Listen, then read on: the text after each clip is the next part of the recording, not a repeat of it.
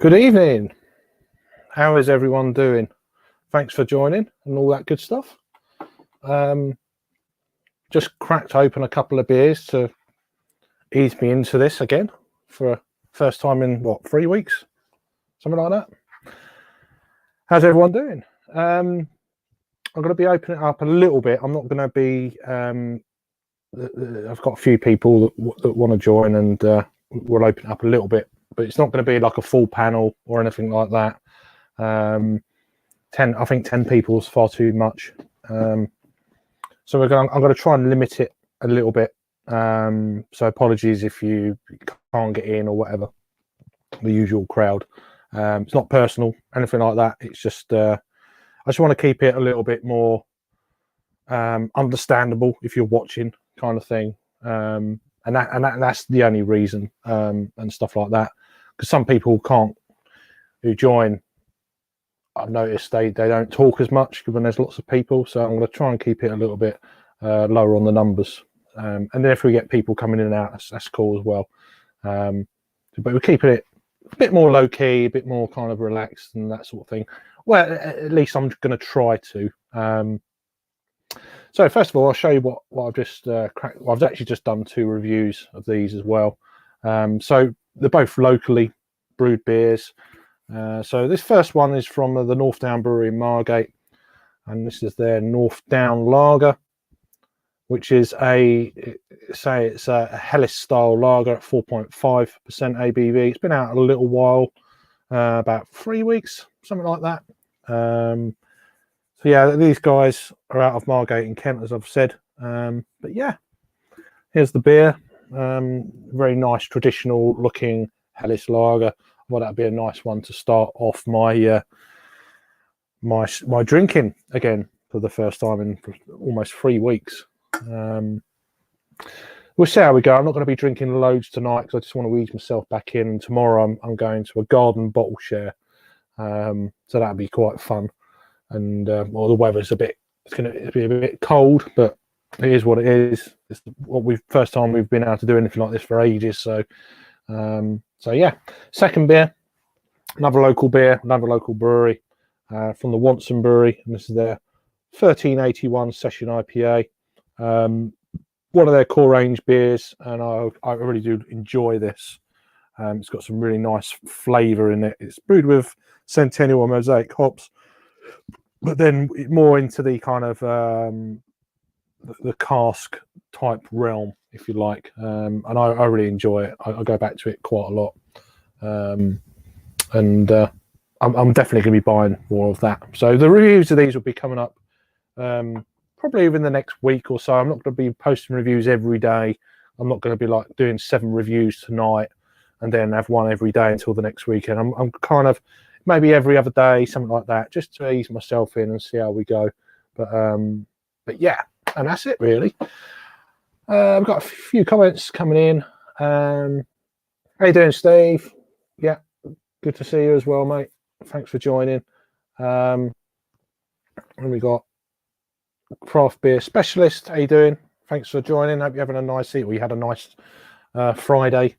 So I know you're on in the Netherlands, I believe. So you what? Just gone 9 o'clock, just across the water there. We've got Adam, good old Adam. How you doing, mate? If it wants to show. Oh, it did. Must be my laptop or something.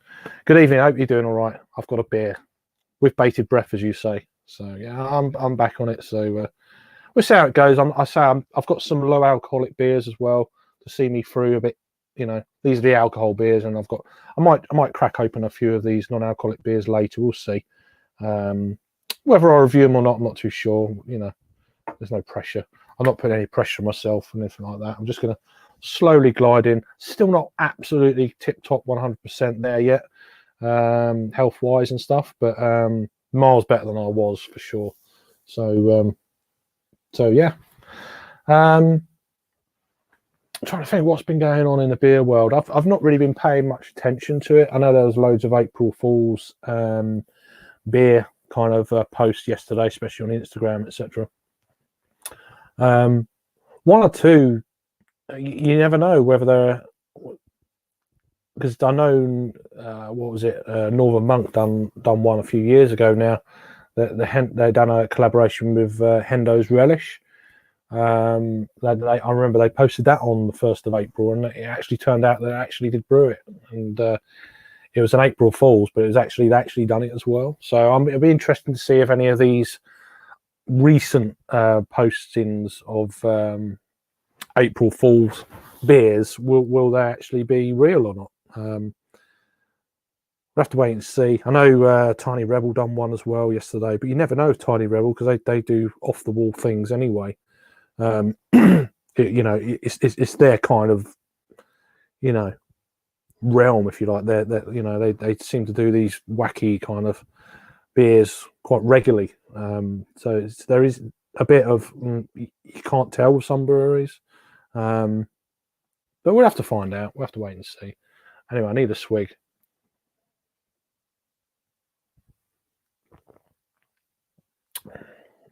Very interesting beer.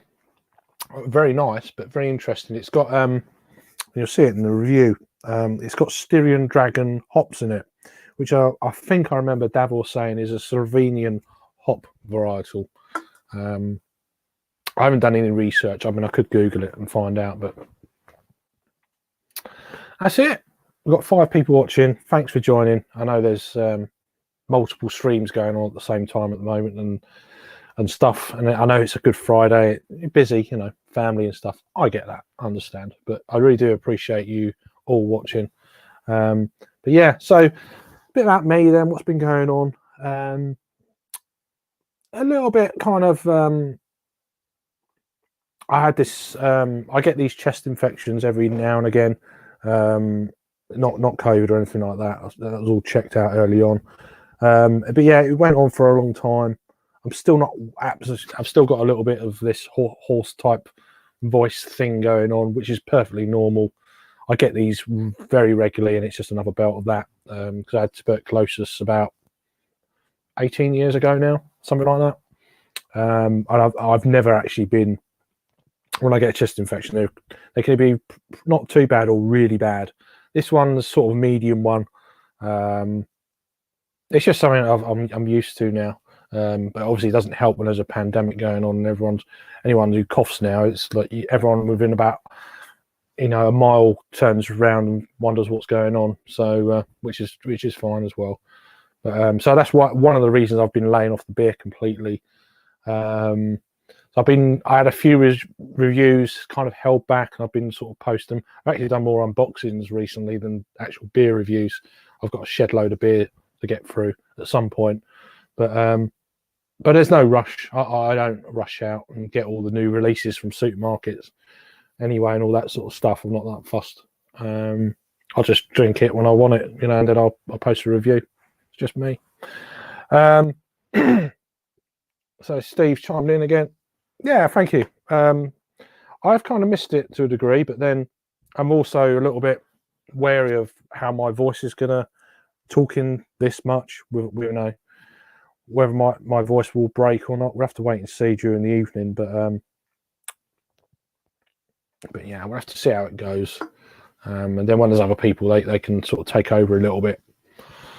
I can already feel it the voice starting to go, actually, so it's a bit concerning, but it's kind of drying out a little bit. But we've got lubricant here, so let's go back onto the other one, the slightly hoppier beer. I mean, it's only a 3.8%. I don't think I'm going to be going craziness on the ABVs today. As I said, I've got this bottle share in a garden tomorrow, not my garden, a friend's.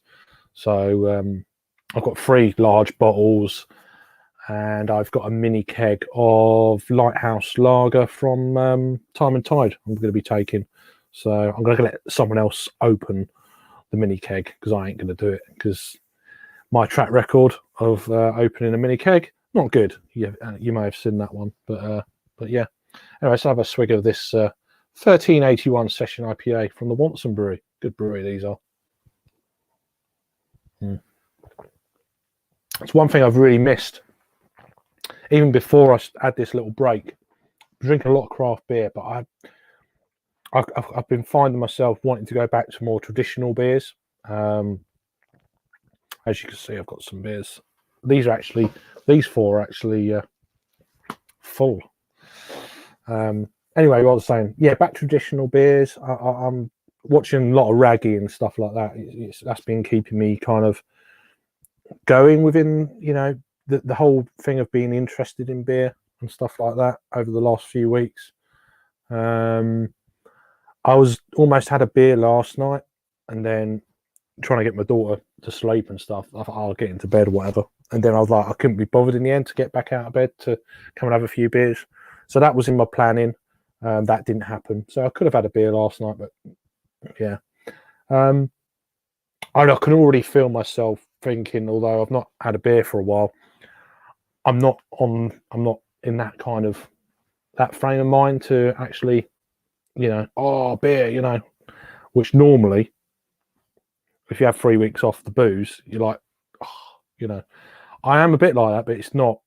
I'm not wanting to like properly pile it down, which I think is good. But different, it's whatever we're all different, aren't we? So I'm waffling on here. I'm trying to think what else I was going to say. Oh, since probably I've been off the booze, I've very amazingly hit a milestone in people subscribe to the channel. So I think I've said it in other little unboxings or lives. I can't remember. But thank you. I really do appreciate it. We hit 1,000. Is it just before mid-March? Which is just pretty. I'm not, as I said before in other unboxings, I'm not one for give me a thumbs up and all that. I mean, great if you do it. If you do it, there's no pressure or whatever. I really do appreciate it, though. It's quite humbling. When I first started I wondered why I was doing it. I needed it for more something to do. At the time, I had to give up my my job of 17 years for working for one company, because my partner at the time, obviously, she fell pregnant, etc. So and then I had a little sort of a career, what they called a career break for 3 months. So then I became her carer and stuff. And then obviously she's pregnant and stuff, and it's like, with the illness she had and stuff.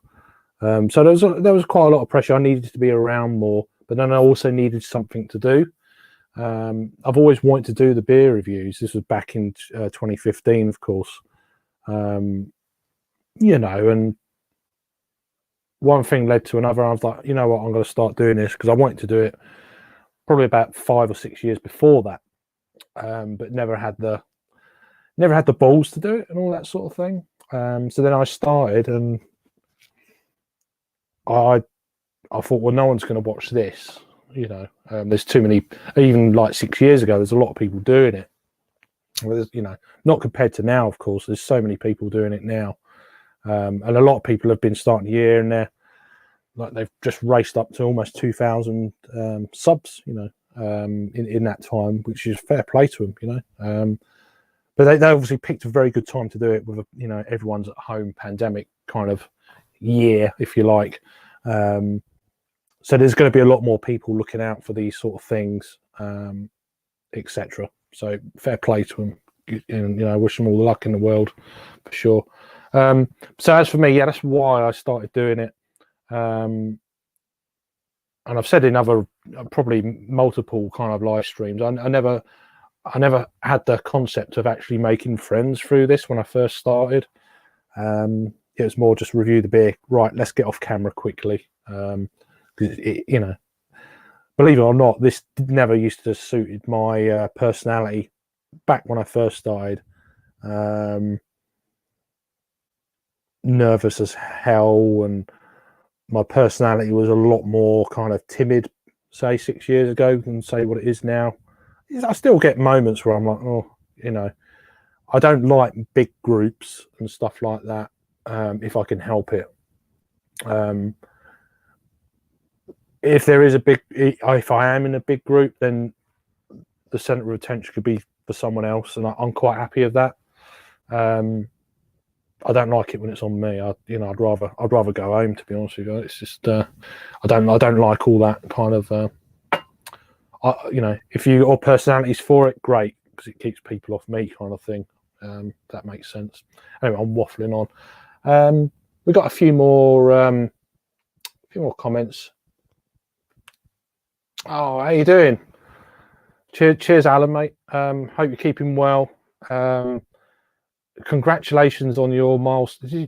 Every time I talk to you, you've got a milestone going on. Wonderful content you do. It's really nice watching you review or watch things that obviously I've seen. It's just normal. I think I haven't watched it yet, but I know you've done a Morecambe and Wise reaction video yet recently. Obviously, I was brought up on this sort of stuff when I was a kid. So it's really interesting to see your take on our kind of humour and stuff. I don't know how many subs was it 50,000 you just hit or something stupid like that? I can't remember. It's probably like 10,000 subs ago, but yeah, doing really well. Really pleased for you, mate. And thanks for tuning in as well, of course. We got Raggy. How you doing, mate? I did watch some of your kind of, was it 4 reviews you done earlier? Fair play to you, but yeah, I couldn't do 3 or 4 reviews every day. I just couldn't do it. But great though. You're doing a wonderful, especially the lives. I like many other people look forward to that kind of evening of chat and stuff. I think it's great. I think you do a great job, man. And well, to me, it's not. If it is for other people, then great. Whatever floats your boat. I'm just not in that crowd. It's not I don't appreciate it. It's just I'm not in it for that. For me, it's always been about making friends, the beer I'm drinking, putting it out there, and chat. Have you had this? Have you had that? Have you heard of this brewery? Have you heard of that brewery? To the point where, let's meet up, have a few beers to a beer festival. It's like, this is just great. And that's to me is where it's the whole thing is at. And I've said it many times before. And that's you can't buy that. That's that is the cherry on the cake for the whole thing. Almost to the point that the beer is secondary. About people at the end of the day. Yeah, he's agreeing. Why do you get? I get worried doing. You get worried. What do you get worried for? Don't get worried. Do it if you want to do it. I still think you do a great job. Try not to feel any pressure either. I don't. I think I learned that a while back. I did get a bit of, I've got to. You haven't got to do anything. If people want to watch you and stick by you, they'll stick by you if you're putting content out to a degree. If you're not putting out content, I haven't put up much content out, and I've not had any kind of. I've had people more asking if I'm all right, which is wonderful, really nice. But yeah, don't worry about it. Don't worry about it, and don't worry about the trolls either. I don't want these trolls to get you to grind you down. If you get trolls, you do now and again, but don't let it get to you. You'll get used to it, because it'll be a real shame if they got to you like that. That'd be, it would piss me off for sure. Yeah, don't get worried, mate. We've got Jake O'Bear. Hey, good evening, sir. Hope you're doing all right, mate. So Alan says, I can't wait to get over there. Yeah, I mean, there's probably stuff you'd be interested in. We probably wouldn't even think of saying. You think, what's he interested in that? It'd be the same if I come to the States or something. It'd be, you know, stuff you wouldn't even think about, that someone going to a different country if you've never been before. I've never been to the States. I will go at some point. There's no doubt about it. It's just going to happen. It's just a case of home life, and daughter's very young and stuff like that. And at the moment, she needs me around, of course, with the bullshit 6 months I've had. But yeah, you just let me know when you're coming over, son, and we'll sort something out for sure. There he goes. 11,000 to 50,000. Yeah. Oh, the community is just whatever field you're in. Excuse me. I've been in to do that for a few minutes. I'm trying not to blow your ears out with this mic.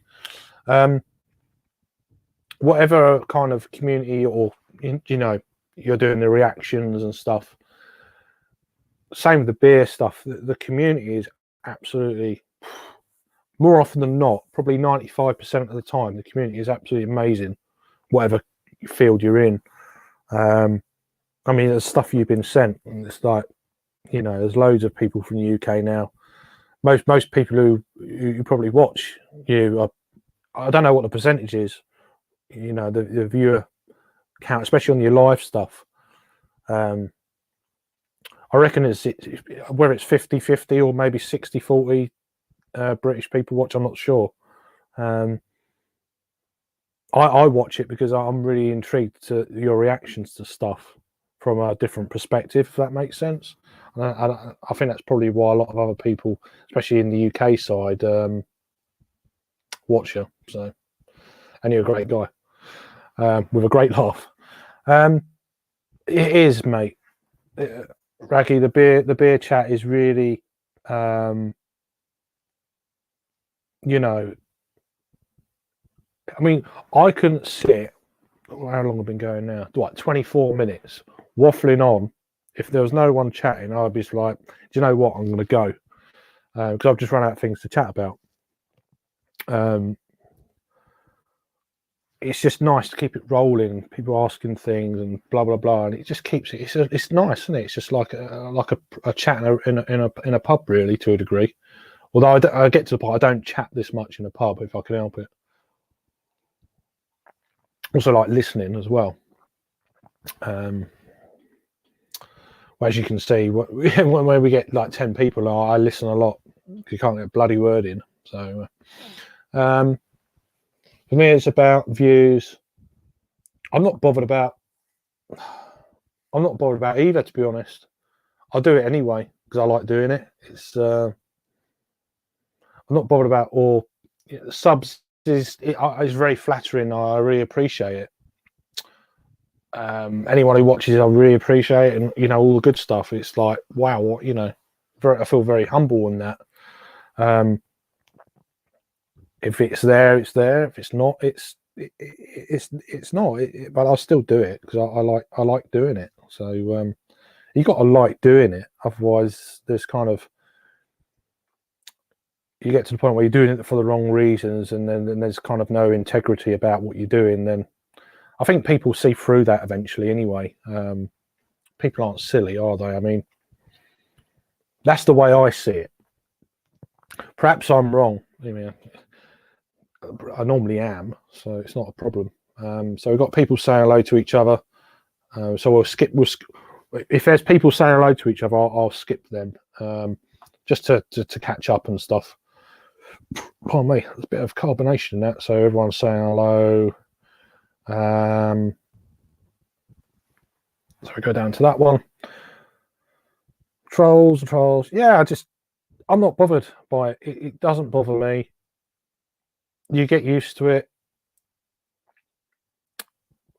Even to the point now where there seems to be a run of people setting up different accounts with different names for one person, all this sort of stuff. I'm like, you know, if you want to get blocked and it's someone I know, I'll block, you know, I will block you. It ain't, you know, it'll be down to you. It won't be me. I can't be asked. I get to a point where there's a laugh, but then it comes annoying and boring. How you doing, Thomas? Hope you're doing all right. Hope you're keeping well, sir. So yeah, I got that bottle in the end. I sent you that photo, so that'll probably be drunk tomorrow afternoon, evening, at this bottle share thing I'm going to. So there's Davor. Good evening, sir. Hope you're keeping well. We're talking about you earlier. I've done this review of this North Down lager and the hop Styrian Dragon. Did you say it's from Slovenia? I couldn't remember. For some reason, I remember that conversation somewhere. It might have been on an unboxing when I had this. But yeah, Styrian Dragon. I'm pretty sure is it a Slovenian hop? You have to let me know down below. So craft beer specialist has just opened a cranberry barley wine. Oh, that sounds nice. Very nice indeed. Different, isn't it? Cranberry and a barley wine. Wow. That sounds interesting. Nice. Oh, right. A lot percentage then. Christ, 89%. Yeah. Well, there you go. It's more than I thought. That's a lot. But again, it's down to what I said. I think that it's really nice watching people from a different country on stuff with just like take for granted, familiar with. Even like you eating chocolate bars and stuff, it's lovely to see your reaction. Because it's like anything, isn't it? We know what things taste like where we live, but then you get someone else who's never had it before. It's like, what's that? And it's like, this is going to be interesting because it's fucking good normally. Indeed, Raggy. I thought that might have pricked your ears up a little bit. Oh, it really is, Adam, isn't it? His laugh is just like awesome. It's just so good. And then we all could do with listening to people laugh, couldn't we, these days? It's been a bit of a fucking shit year or so for everyone. So, yeah. Raggy's coming up. To be truthfully honest, I enjoy the beer. Yeah, I do enjoy the beer, but it's the interaction for me. It's, the whole people with similar interests.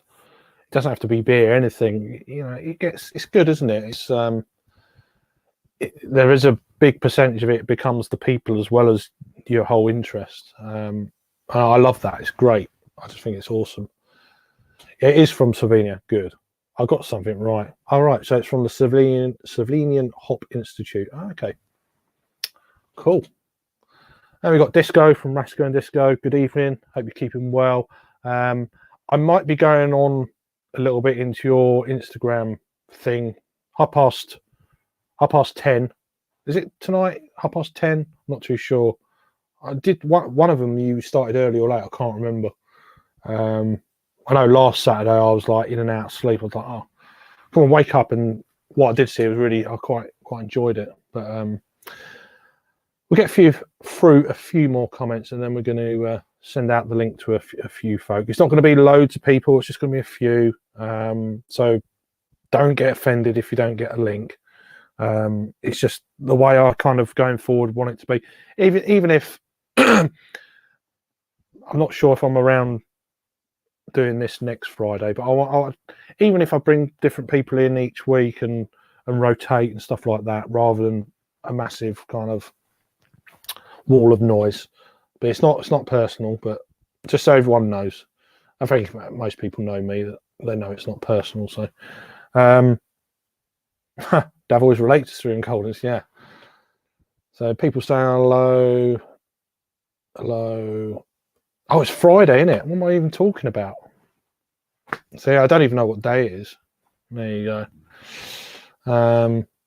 And that's it. Right, I'm just going to not be rude, but I'm going to be on my phone for a sec. I'm just going to... oh, God, really? Anyway, enough about bad news. Let me just find out. I need to send that to myself, actually, so I can then send it. It's easy to do it via my mobile. Let me just... So bear with me for a second. 13 people. Hello, thank you for watching. So we copy that.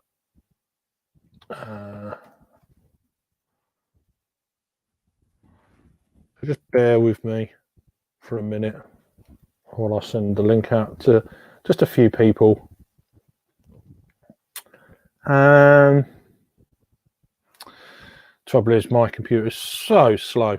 It's on Raggy Avenue for slowness at the moment. Let me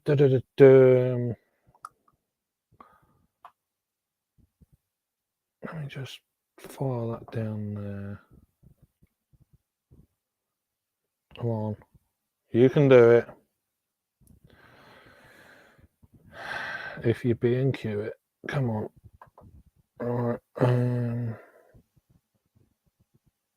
Right, now that's the link that I've just posted. I can copy that link. Right, now I can go on my phone. So I've lost a couple of people. Sorry about that. I told you I was going to be not being rude, but you know. So hopefully that link will work. I've heard some people say that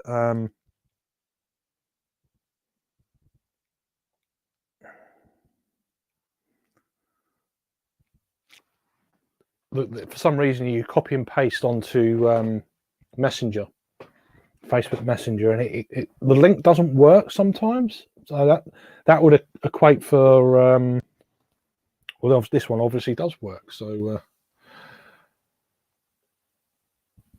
so there we go. And it works. It does work. We're going to get some background in here. Hello. How you doing, brother? I'm doing all right, mate. Thanks for joining. Christ. I've still got the nickname from the last live stream. I haven't even realized I've been using that for the last few nights when I did the quick reviews. Thomas Openbum. Oh, well. Fucking Harry. Hello. How you doing? Hey, Jake. How's it going? Pretty good, mate. How are you? All good? All good. All good? Mm-hmm. It feels weird. It feels weird drinking, I must say. It really is odd. You're going to get hammered. It's weird. There's plenty of beers. Get hammered on a lager and a session IPA. It's going to be quite amusing. But, yeah. And I'm not even drinking very quick. Look, I've it's, double fisting. It'll ramp up. Yeah. Well, yeah, I don't want it to though. I like this. This is quite nice, you know. So yeah, what are you guys drinking? Actually, I'm on some Dutch beers for tonight. Drinking an old favorite. Actually, it's Gulpener. It's the Korenwolf.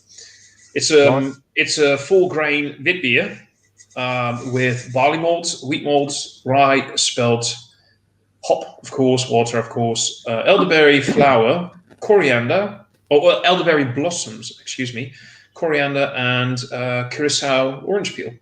And yeah, this is one of my favorite breweries in the Netherlands because honestly, it's not like a huge weird craft beer brewery weirdo stuff, but they were established in 1825, and they are still, after almost 200 years, they are still a family-owned, independent brewery. And of course, they've got their macro Pilsner and whatever, but they also have a small batch craft brewery where they just make these small things that are only available at that craft brewery. You can't even buy them in stores or whatever.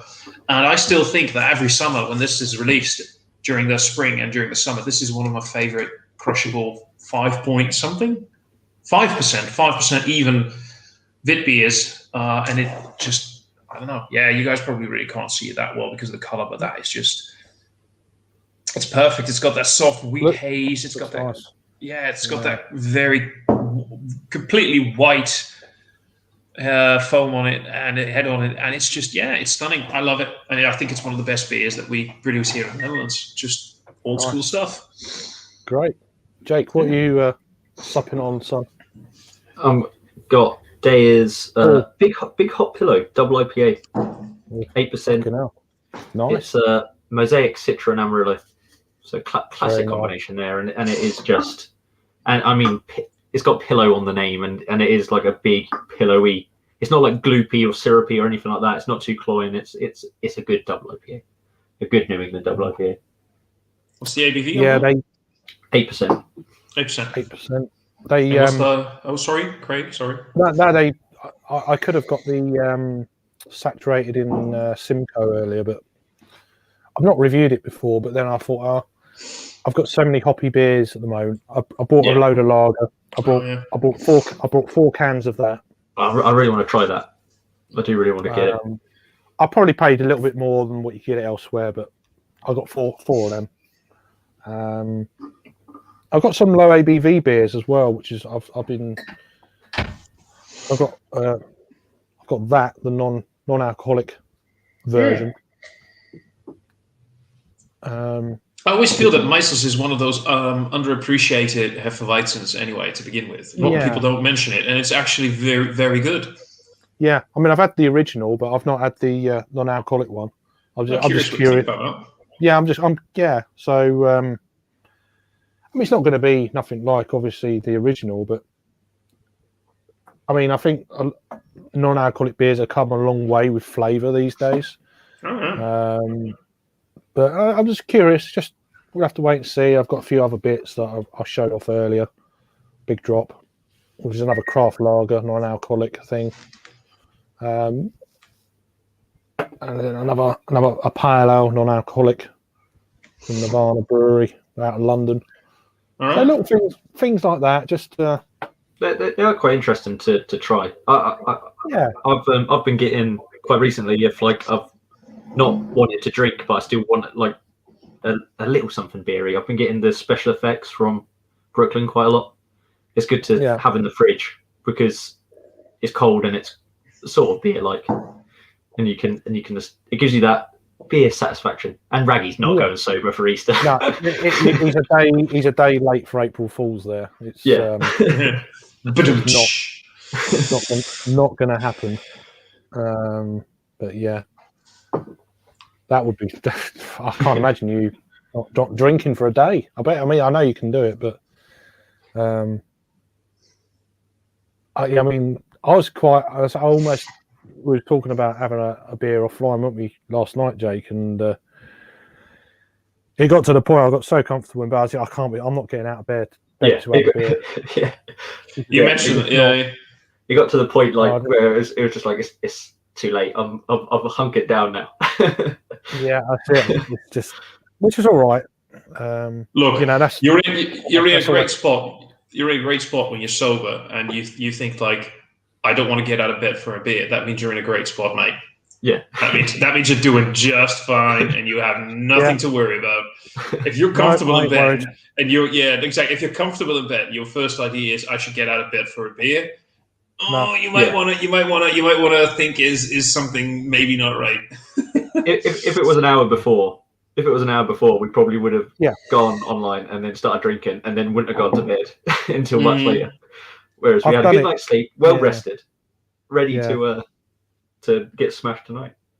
I've done it before with like years ago when I was supposed to be going on to the Canadians. They do the beer analysis 101. Yeah, I got the beer and everything, and I thought, I'll have a couple of hours sleep before I and all that sort of thing, and never got up. Just didn't. I'm not getting up at 1 o'clock in the morning to have a beer. I bought the beer as well, ready. Just only gonna have one beer and then go back to bed. But no, bollocks. Ain't happening. Well, mate, I've got work in the morning. I'm not gonna get out of bed. For me, it will be. For you, it's one. For me, I know these guys do those. The BA 101. I know that they do those reviews. It will be 2 a.m. for me. I'm not gonna get out. I've got sleep. I've got work in the morning. Question for you. Do you already join? No, I haven't yet. Actually, I only got the box in yesterday. Did a quick live review of the cranberry. Which one did I do? The Lauser Schuschung. Oh, yeah, the Luca. Yeah, the barley wine with the Lauser Schuschung. The Luca is a 9% ABV cranberry barley wine. Right. So I'm not sure if I'm going to review it or not, and I haven't had it yet. It's a great little thing, actually. Some of that ALS box. So yeah, that's cool. That's nice. Adams, what does Adams say there? I have a Dams and Porter next, which it didn't end up. Oh, you didn't have it last night. Okay.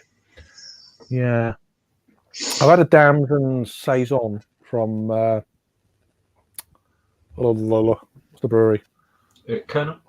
Colonel, that's the one. That was I had that last year. That was pretty good, I have to say. I think Raggy would like that. But obviously Damson is it's in the plum family, isn't it? So which we actually grow in Kent, the Damsons. Mm-hmm. So locally grown, which is cool. Did you? I was going to ask you. Did you? That was the right beer, wasn't it? That I showed you that photograph, Thomas. That was the same one, wasn't it? Yeah. From what I remember, from what you were talking about, that's the same one that was that sort of Bretted porter, right?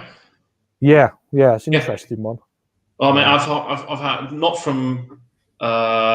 See, the thing is that when you have real old school porter, when you really start thinking about it, a real porter should be a Bretted porter.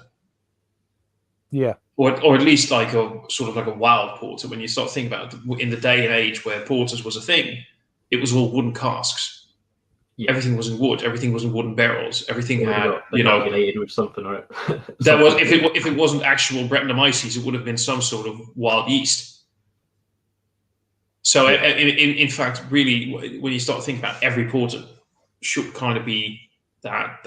I think the Goose Island does this. What's it called? That they have this porter. I've had it during the 2019 BCBS release. They served some Goose Island beers, and they had it there as well. This funky Bretted porter. Okay. Yeah, I keep forgetting the name, but it is by Goose Island. So if maybe you don't know which one I'm talking about by any chance, I can't remember the name of it. Yeah, I'll Google it at some point. Amazing stuff. It's so incredibly dry, and it's not funky like completely Bretted and farmhousey or whatever, but it's just got that slight funk. It's so beautifully dry, and that crisp dryness works so well with those real roasty toasty porter notes. It's my favorite kind of porter. Whenever I see the words Brett Porter combined, I'm buying it. Yeah, well, it's like I had years ago. I had a beer from Little Earth Project, and they followed. They found a recipe for porter and followed it to the letter. Really, into like aged it in wooden barrels. And I mean, when it came out, it was more like a Flanders red. Than it was like that sour. So something had happened there because it was lovely. I believe it was lovely. Maybe it will be a bit too sour for an actual porter, but I do understand that it would be incredibly lovely. Nothing wrong, by the way, with these Bretted malty beers, like a Bretted stout or a Bretted barley wine. They can work incredibly well as long as the balance is there. I love them. And it doesn't just piss everywhere when you open it, which a lot of Bretted and that one. I think it was actually an English review. You can find it on my channel. I still don't understand what I did there. I opened up this 8% ABV Bretted porter by the Kromme Haring, Dutch brewery. It was a big 750, and it's that was my afternoon beer. Like I start my review at like 2:30 p.m. on a Sunday afternoon. I'll film the review, and that's going to be like that'll do me for like 2 or 3 hours, and then I'll make dinner. So lovely beer. I open it up and it starts gushing. I have the glass right in front of me. What does my idiot brain do? Okay, so happens to be an empty bottle. I have the bottle in hand, even though I have the glass right in front of me and it starts gushing. What do I do on camera in the review? Oh God, yeah, that's always a mistake. First thing I did, I didn't even think about quickly pouring it. No, put the damn thing in my mouth. No, but yeah, no, it wasn't that bad. But no, but that's actually they do tend. That's true. Maybe it has something to do with some residual sugars because of these big malty beers, and the Brett wanting to eat all the sugars, creating I don't know, but they do have a tendency to want to have that. Yeah, they do. Yeah, the worst gusher I ever had wasn't even a Bretted beer. I think it just must have got infected. It was actually a can of Beer Geek Brunch from Michelin.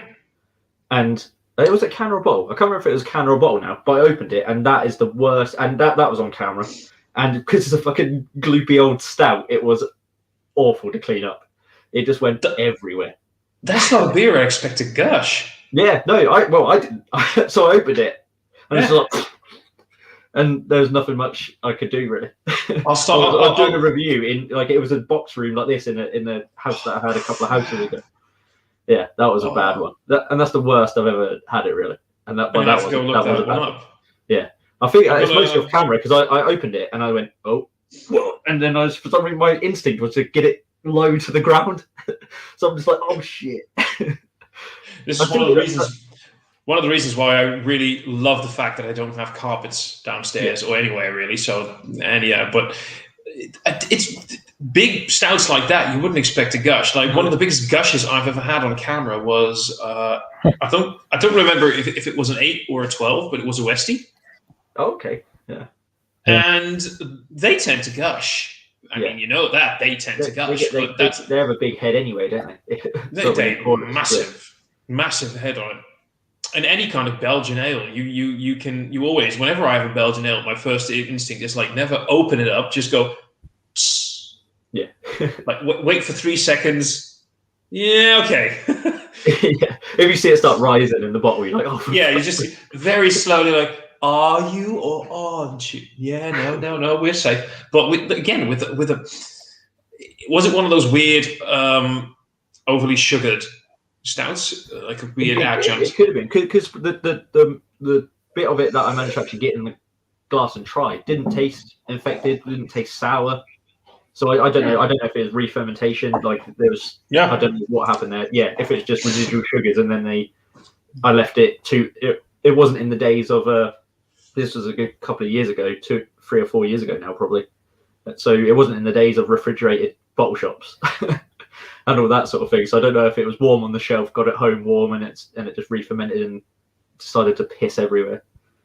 No, I couldn't tell you. Just think it's weird. That's all I know. Yeah, like that. Yeah, it'd be good. I can't wait to see it, Simon. It's going to be good. It's going to be good tomorrow. Definitely take my winter coat though. From what I've heard, you should. It's snow here on Monday. I know it's nuts, isn't it? Same here. Yeah, hail and everything. Yeah, that's crazy. It's not right. Yeah, sorry about that. I had to go, and daughter was like, "Oh, I want some milk." Yeah, that's adorable, mate. That's adorable, actually. Yeah, no, she's good. She's good. Right. She actually at the point now she's. I want me time. I want to be on my own. I'm like, okay then. Are you sure? Yeah, go away. Adorable, isn't it? Just like she's 5 going on 15, you know. It's like, oh yeah, but that happened so fast. Like this is weird. So I was at my my parents' place yesterday, and one of their granddaughters, one of my nieces, was there, and 3-4 months ago, if she was going to have a bath, she's just over 5. If she was going to have a bath, nothing wrong. She would just walk around, bare bummed like little children do. Yeah. And now we're just 3 months later, and she was like, when she wanted to undress, she was like, Thomas, you can't watch. You can't see that. Yeah. You can't see that. It's like it's so weird. Suddenly, it's like they went from like what you just said, from 5 to 15. Yeah. The development is staggering. It's so freaking weird. And of course, the first thing you say is, if that is what you feel comfortable with, not a problem. I'll just walk away. That's it. That's what I do now. She's like, I want to be on my own. Yeah. But just go for it. I'm also trying to find a balance with, are you okay on your own? Are you okay? No. So I'm just like, I'm still keeping an eye on her, but just. Of course, you should. Just slightly loose. Trying to give her a little bit of that independence without too far, Yeah,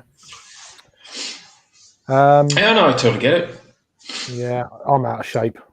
Although I walked to Broadstairs a couple of weeks ago, come back, and I felt really good. It's only about 4 miles there and back or whatever, but rotund is a shape too, right? Yeah, it just depends on what shape you made. Yeah, exactly. I'm a very round shape, although I've lost a bit of weight. I have lost a bit of weight, which is I think I've lost a stone or so. How much is a stone? 14 pounds. Really? That's impressive, mate. That is impressive. Well, I haven't done nothing. There's no exercise. It's just not drinking. Oh yeah, I know. I mean, that's the way I did it back then.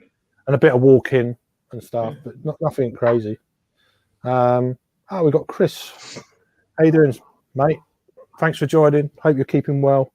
I appreciate your comments recently in the week and stuff. And I watched a few of your bits and bats from more the Audi beers, and there's beers like that. Then I'm kind of happy that I'm not buying supermarket beers at the moment. They seem quite rank. I think I've got 3 of those Audi beers in the fridge just because just out of intrigue. I don't think I'm going to review them. I'm just going to put myself through the misery offline. Yeah. And but I don't have high hopes. No, I've had that Hop to Your Drop. That's an older one. I think Raggy reviewed it the other day. I had that and another one, and they.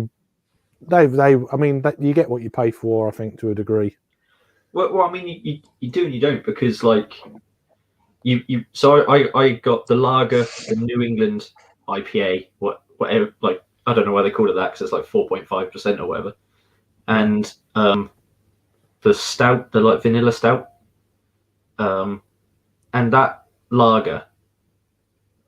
You can get like Rheini or some of the other beers from Audi. Some of the other like fake lagers, they're fake branded lagers, will be way better than that £1.89 can of lager. You can get like a 99p lager that will be way better than that. So it's like you don't get what you pay for, do you? You're paid more for like a shitter, thing. Have they changed the recipe to Rheini? Apparently so. It does taste different. It's not as good. Oh really? That's bollocks. Yeah. It's still fucking cheap. Sorry, Thomas, mate. What was you going to say? It's just I'm amazed that the amount of beers apparently that I keep hearing you guys have at Aldi. They have their own like ranges. They have different ranges of craft beer. No, we just have like what we have is it's the supermarket brand Pilsner, which is a Schultenbräu. And it comes in like the Pilsner, like 5% ABV. They have an 8% ABV and a 12% ABV. They have a Hefeweizen, and they have their own sort of like what's it called, Desperado. And then they have something called Steenbrugge, which is I think it's brewed at the same brewery as Palm. Don't know if you ever heard of Palm from Belgium. Yeah, I think it's brewed at the same brewery. And they have some things like it's a triple, a blonde. They'll have a bock. They have a quad, things like that. And what they do here. And every now and then, it's not that fantastic. They're not that fantastic. And every now and then they'll have I always pronounce this completely bad. My ex-girlfriend always laughed at me. Saint-Filouin. It's this Belgian brewery, Saint-Filouin. I don't know. It's apparently, they'll have some beers. They'll have bottles of that every now and then, and that's it. So all the things that you guys sometimes talk about, we don't have any of that. Yeah, well, it's like they have like different ranges of craft beer. It's quite good in a way, but it's also not great. Adam. Cheers, Adam. Hello. Cheers, brother. All right. How you doing, mate? Good to see you. Not too It's been a bad. while. It's been a while. Yeah. Yeah, I can't remember the last time I was on a stream with Adam. It's been a little bit. What? It's been a while. It'll be a good month, I reckon. Possibly. I know. I was on a stream with Adam not that long ago, last weekend, I think. No, was it midweek? Midweek? Offline, yeah. Oh, that was the one, right? You know, I like can't 2 years remember. ago. Yeah. Fuck, I keep doing that shit. Fucking hell, sorry, mate. It's weird couple of weeks. So shit's all over the place in my head. Weirdly floating. What you? Digging it. Oh my.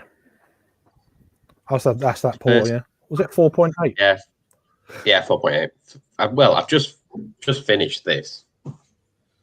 So Good job you finished it. Fucking hell. I nearly spat out my fucking beer, mate. Cascadian Rhythm. That is it's a bit shiny gold. 10.5 dipper. Hello.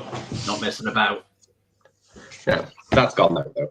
So that's why I go high then low. But yeah, it's a brewery I've never heard of before, first and last. I only got it because it came in the dark selection box from Full Circle. I think they do the canning for them. So this is Northumberland, so all that sort of northeast region. But it's very thin, but it's smoky. So I do like smoky. I really do like smoky. I mean, what's your opinion on the rest of you guys? What's your opinion on smoked beers, ranging from just like a soft smoked porter to the full on Schlenkerla? I dig them. I'm all for it. Yeah. Yeah. Well, actually, saying that, I still have this out because I talked about it the other day. Like, this is when it goes like too far. There's Yeasty Boys from Yeasty Boys. This is like a peated, so it's all peated malt, and it is way too much, and it's just like drinking like nail polish remover, and that's why I'm not, because I had 2 bottles with it, and this one's old now. This one's a good 4 years old. And I still haven't cracked it. But I think I talked about it the other day, so it's a handy prop beside me. But that's when smoke can go a bit too far. Smoke on the water. I do like smoked beers. I think they're great. So, yeah. But this is nice because it adds fruit. Sorry. No, go for it, mate. All I was going to say is this is nice because it adds the fruitiness with the smoke. It's got that nice little mix. Hi, Paul. Hi, Paul. You're the sexy little kid. Oh, his new profile picture. Oh yeah, I must admit. Feelings. That is pretty. Damn, Paul. That I needed a moment. 1, 2, 3. Yeah. Yeah, absolutely. Damn. Jesus. Yeah. Anyway, that image in my head is like, stop it. It was. That app. Yeah. Bloody thing. No, you're not really there. No, it's just it's nice to look at. You know. Yeah, that stout. It seems to be the best one, doesn't it? It seemed like a decent stout, and then they just sort of just went, lactose. There we go, and just sort of just threw lactose at it and saw what stuck. But I think it the base beer is decent. Yeah, I mean, I've only had 2 of the earlier ones from like a year or so ago, whenever it was. But I've not had any of this. How many is it? 3 or 4 new ones? I can't remember how many there are. No, too many bottles. Fucking hell, that is too many then. Yeah. The New England, the lager. I can't know. The double IPA, which was diabolical, like TCP in a can. Stout. Then they did a session IPA and the strawberry lager. Yeah, that was 6.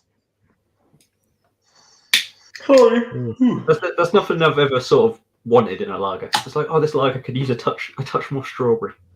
Yeah, all the Shankerlas are marvelous, if you ask me. I haven't had a bad one. You just don't. They're just great stuff. Okay, so it says Schlenkerla. Now I want all of you guys to pronounce the second word. Rauchbier. Your book. Rauchbier. Rauchbier. Yeah, but Adam actually Rauchbier. We got to get a bit of gravel in there. Yeah, Rauchbier. No, I love the fact that I see some of the English and American and Canadian guys saying it like Roche, Resch. Yeah, I can't do it. Reichbier. What's up, Rob? Ranch beer. Yeah, Rob. Yeah, I'm all right. Can you hear us? I'm all right. He's very quiet. He's not very loud. I'm not having this again. I'm not having this fucking. You're very quiet again. No, now it's getting better. It's getting better. By the way, Rob's angry at us for his audio. Yeah, I know. There's no wrong with it. As long as it's work. Nothing wrong with Sorry. What? it. Shut the fuck up. Bring your fucking computer up. It is quite muted. What are you doing? Oi! Behave yourself, mate. Oh, press drop. Capital Capital ring. ring. New England, A new one. New England, of course, and then what else? New I've got it in the England, fridge. I've had it a while. It's been out a while. double IPA or No, just IPA. 6.2. IPA? Nice, cracking. I'm gonna go grab a second brew. I'll be right back. Yeah, I fancy something dark, so I've gone for a faithful can of Billionaire. Damn Nice. good. Be nice. They've done a barrel aged version of that now in oak. In oak that's just come out.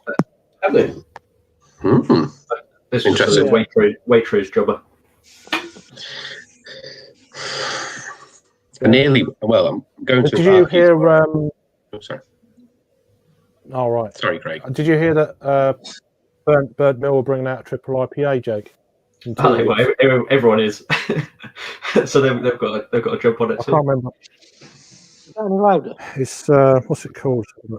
I think you're okay it's, now, Rob. I think you're just when you first joined. Yeah, Tree of Life. It's called Tree of Life. triple IPA.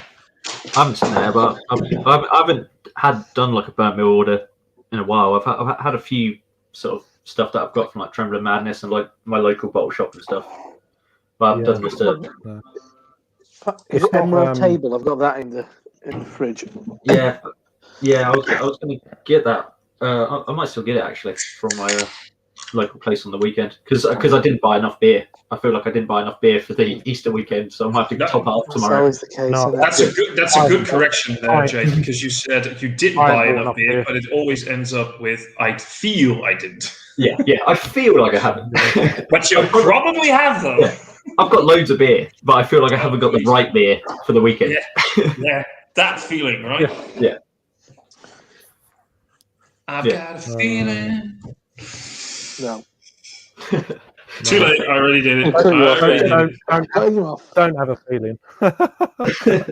Oh, I don't do feelings anymore. I stopped with feelings. They should be outlawed. Yeah. I can't fight this feeling anymore. I am very curious about the beer I just opened because I have a buddy. He's a gypsy brewer, and so he doesn't have his own. You don't have to explain gypsy brewer. It's not a This traveller. is yeah. He It's not a travels a lot. traveller This is probably my an actual It's a ball gypsy. brewer. No, he's a gypsy brewery. It's a ball. This Ball is his player. Prince. It is a 6.4% ABV. 6.7% ABV. New England style, double dry hopped India Pale Ale. Canning date was 27th of August 2020, but it's been cold stored from the moment it was canned. So I'm very curious. The best buy is April 2021. And I'm just very curious how this holds up. They put it down. After- I'm just showing you, and then there we go. Oh, It's still good. It still looks beautiful. And I like the little flick of the hand I wonder what he's doing, before the smell, the little flick of the hand. what did I? You like flicked your hand before you put it over Did the I? glass. Yeah. Oh, wow. I Little never hand noticed flick. that. A bit of As if to flair. remove any other smell. That's still cracking though. That is still cracking. That just proves To that remove it. And if it's brewed properly and if Residual it's dog dirt. stored properly, brew it properly, store it properly, and you can really have a New England style IPA 6 months. That is beautiful. There's no oxidation there. There is no weird aging Right. thing there. I like this. It'll There you go. forever be known as the open that's flick. it. The open. The open flick. Yeah. But it's Okay. beautiful though. This is still hops are let's see. The hops are Citra, Motueco, Nelson Sauvin. I love Nelson. And the yeast is London Ale 3. Sounds pretty good. It's good. It's nice artwork. Yeah, it's the Prinsengracht in Amsterdam. It's easy for you to Right. say. It is. Now you say it, Rob. Weak. I've seen that can before somewhere. I've seen it online somewhere. Yeah, I Looks think I've familiar. reviewed it. I think I've reviewed this. Yeah, it's probably worth. And he Probably brought over his new triple IPA collab today, including this can and a triple. So yeah, I figured I'm gonna do it during the live stream, and it's cracking. nice. Yeah. Very good. Mm. How's that beer, Rob, by the way? I've So got a can of it in the fridge. Had it a bunch of Yeah, times. I've seen It's it on mosaic. before. It's a lovely mosaic treat. Yeah, it's really nice. Yeah, I've seen you drink it before on a stream, but I've had my can ages. I've had Yeah, I've about had it, 3 or 4 weeks. I've had mine. Yeah, that's probably when it came out. I've had 3 cans of it. Yeah. Right, that's good. There you go. On the Robometer Thumbs of up. beers, then that's good. Yeah, nice. Yeah. It's just like mosaic. I think it's a real kind of good expression of mosaic. Yeah. Yeah, I've got a couple of pressure drops in the fridge. The names escape me now. I've got the super pale. Oh yeah, the new one. I've only seen that on online. and one with a pink. It's a pink and purple label. It's not Chef's Kiss. Chef's Table or something like that. Chef's something. Oh, Chef Special. Chef Special. That's it. New. They're both new. Oh, Yeah. The double came out 2 weeks ago, I think, which I had last Sunday. That one. Chef Special. I literally got it. So if I get round to doing a video, I'm going to do a lot of Yeah. Chef's Kiss. Hopefully, it is a Chef's. I'm just trying to. Yeah. I've got a sour from them. I'm trying to remember what it is. But their prices seem to have come down. It seems to at one point they seem to be just so over the odds, and now they've sort of like leveled out a little bit. That's why I've been getting them more. Not that I'm like a cheap bastard or anything, but Yeah, I know what you mean. They do seem a little bit cheaper. yeah. So only that sort of I've got 20-30p cheaper, but it just looks different when you're looking at it online. It just looks different when it's over a £5. It's like £5.10. I'm not going to get that, but £4.80. Get it in the basket. I'm like that every time. I've got a can of their Future Sunshine in the fridge for the same reason in the future. For when there is So future. it's a peach, pineapple, and passion fruit sour. So 6.5% fruit sour. So That sounds good. So I've got quite a few sours building up. I've got a few from Hackney Brewery. I want to take a look at. I think one of them I've had before but not reviewed. Millions of Peaches, and there's another one as well. I can't remember what it is. Millions So, of peaches. yeah, so that'd be a nice garden reviewing. I nearly pulled the trigger on it. Sorry, Craig. I thought you'd finished. Sorry. Yeah, I have. I've done. I nearly pulled the trigger on. I nearly pulled the trigger on a peach sour today as well. I was looking at Dead Crafty, and they're doing the big, massive bloody crowlers that are like the size of your head. And they had the new top rope one on, and that's a peach sour. And I was like going, but do I want, nearly a litre of peach sour? And the answer was no. Too much. No, you want a little bit. Like peach sours are so good though. It just works. If you're having a sour peach beer, just works most of the time.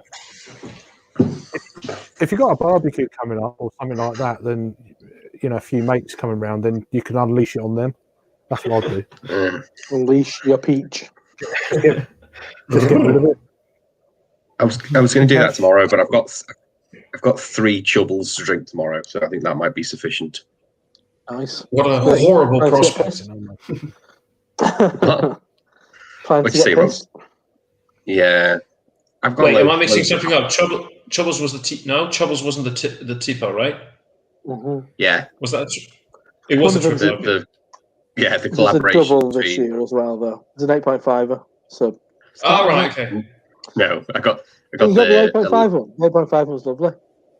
No, I've got the 2 10s and the 11. Ah, yeah, you are going to be pissed then. I thought if you got an 8.5, You'd be fine. I've got You are just drinking 3. I've Quite got similar. the I've got the number. Yeah, I've got the number I am 3 in the splitting them. fridge, whatever that is. All right. Yeah, that'll help. Dis- That'll help you. yeah, socially distant splitting. We've got my own glassware and stuff. Oh, right. Yeah, we split the me and a mate split the Piyala box last night. It's good. It's good. One of them was the last entry into my beers of the month. I know it was the first, but I had an available spot on my list, so I allowed it in. It crept in. I talked to the judges, and they allowed it. I can imagine you Partially having because a I couldn't full-on just meeting. have like 6. Well, I am creating problems for myself with my implementing my own rules. Because I could put like 6 Cloudwater beers in easily, because that was really good, and that was really good, and that was really good, which I'll mention, but they don't officially go on the list. Your name's Just sat not on in the a list. room You're not coming in. arguing. No, I can't, I'm not having it. I'm not having it. What's the point in having rules if You they're ain't coming in. flaunted like this? A committee meeting about it. Your Oh, name's oh, not on the oh, list. great. You're not coming in. Disciplinary. You have no I nearly had authority 2 here.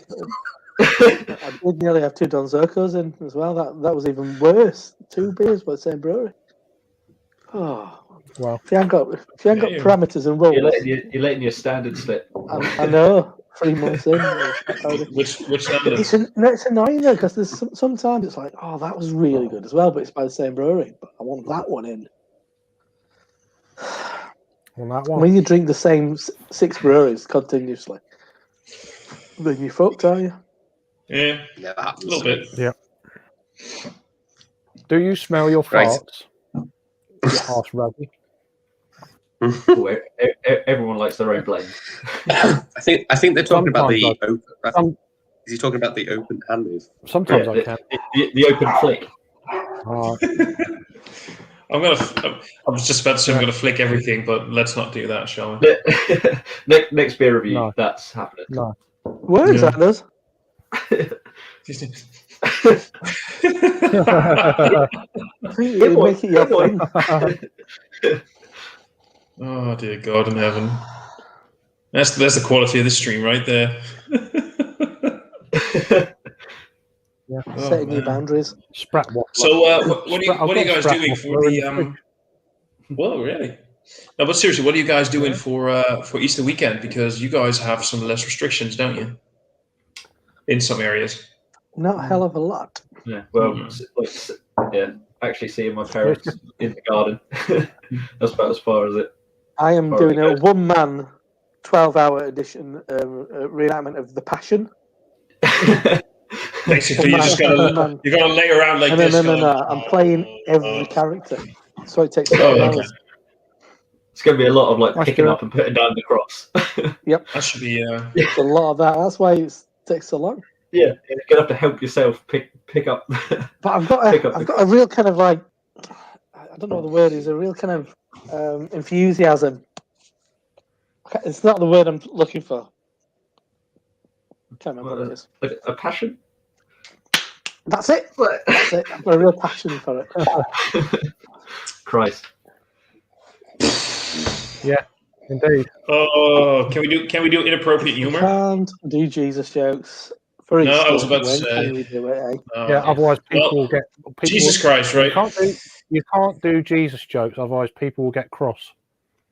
Jesus. Jesus Christ, he walks up into a hotel, right? He puts 3 nails on the counter and he asks, "Can you put me up for the night?" Why did you Okay, go this one's really bad. This one's really bad. What did Jesus say when they took him off the cross? Feet first.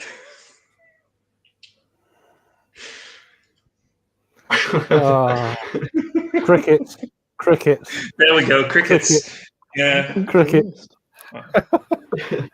Oh, Jesus. There you go. Sure, why feet Yeah. first? That's him. About your hands. Loose the feet first. Unnail the feet. Oh, Jesus, do I really Yeah, have but to why? explain this? It'd be better if you took the hands off first. Makes you If you flop. take the feet like off that. first, all your weight's on your hands, and that's even worse. That's true. That's true. No, I think you'd want to go feet first because if you take your hands, you're gonna go. Whoa! Yeah, You can hold that's on. why feet first. That's why feet. Put Oh, your hands over the jeez. top. Hands over the top. JC, grab Not up, thought grab up. about this. Not thought about this, have you? They'd have to get up on a ladder to do it all anyway, so they could probably kind of like. Support you.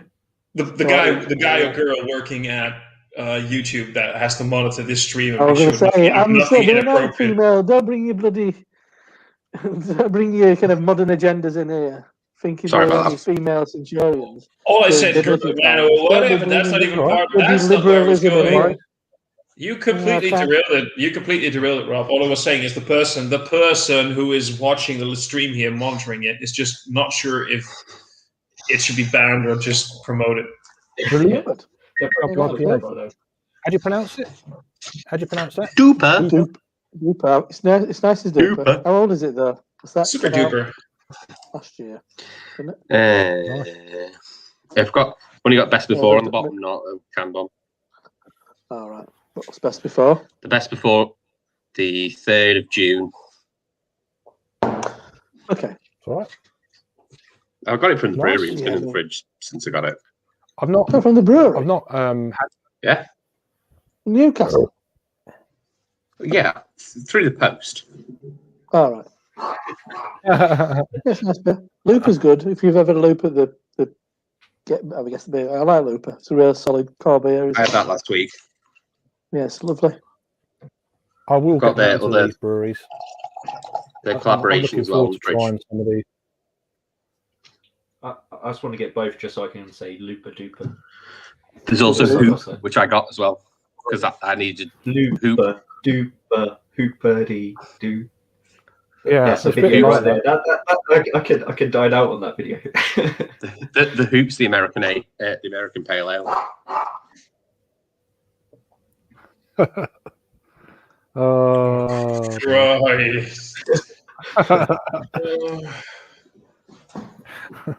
No. on a bike. No. Christ on a bike. Don't know if That's that's a all right. great expression. What does Christ on a bike actually mean? It's like an expression of like shock, isn't it? It's like, oh, Christ on a Exclamation! bike. Exclamation! I guess something you don't expect. Yeah. I first That's heard what it in it the Viz. It's in the Viz. They're Oh, like there a we go. vicar character. Interesting. Cheers for that, Savile. I didn't know that bit. I just remember you saying it's from Slovenia. So Slovenian Hop Institute. Interesting. I'm on my second beer now. Not bad. Beep beep. You're on your second alcohol free. Second beer of the hour. No, of the stream. Oh, The You've whole been on thing. an hour.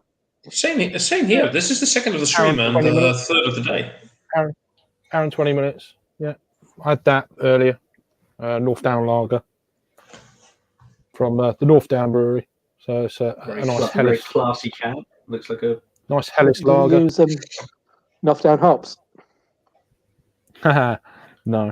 That's why they call it. I see what you did there. Use I see what everything you with did knock there. down. Yeah.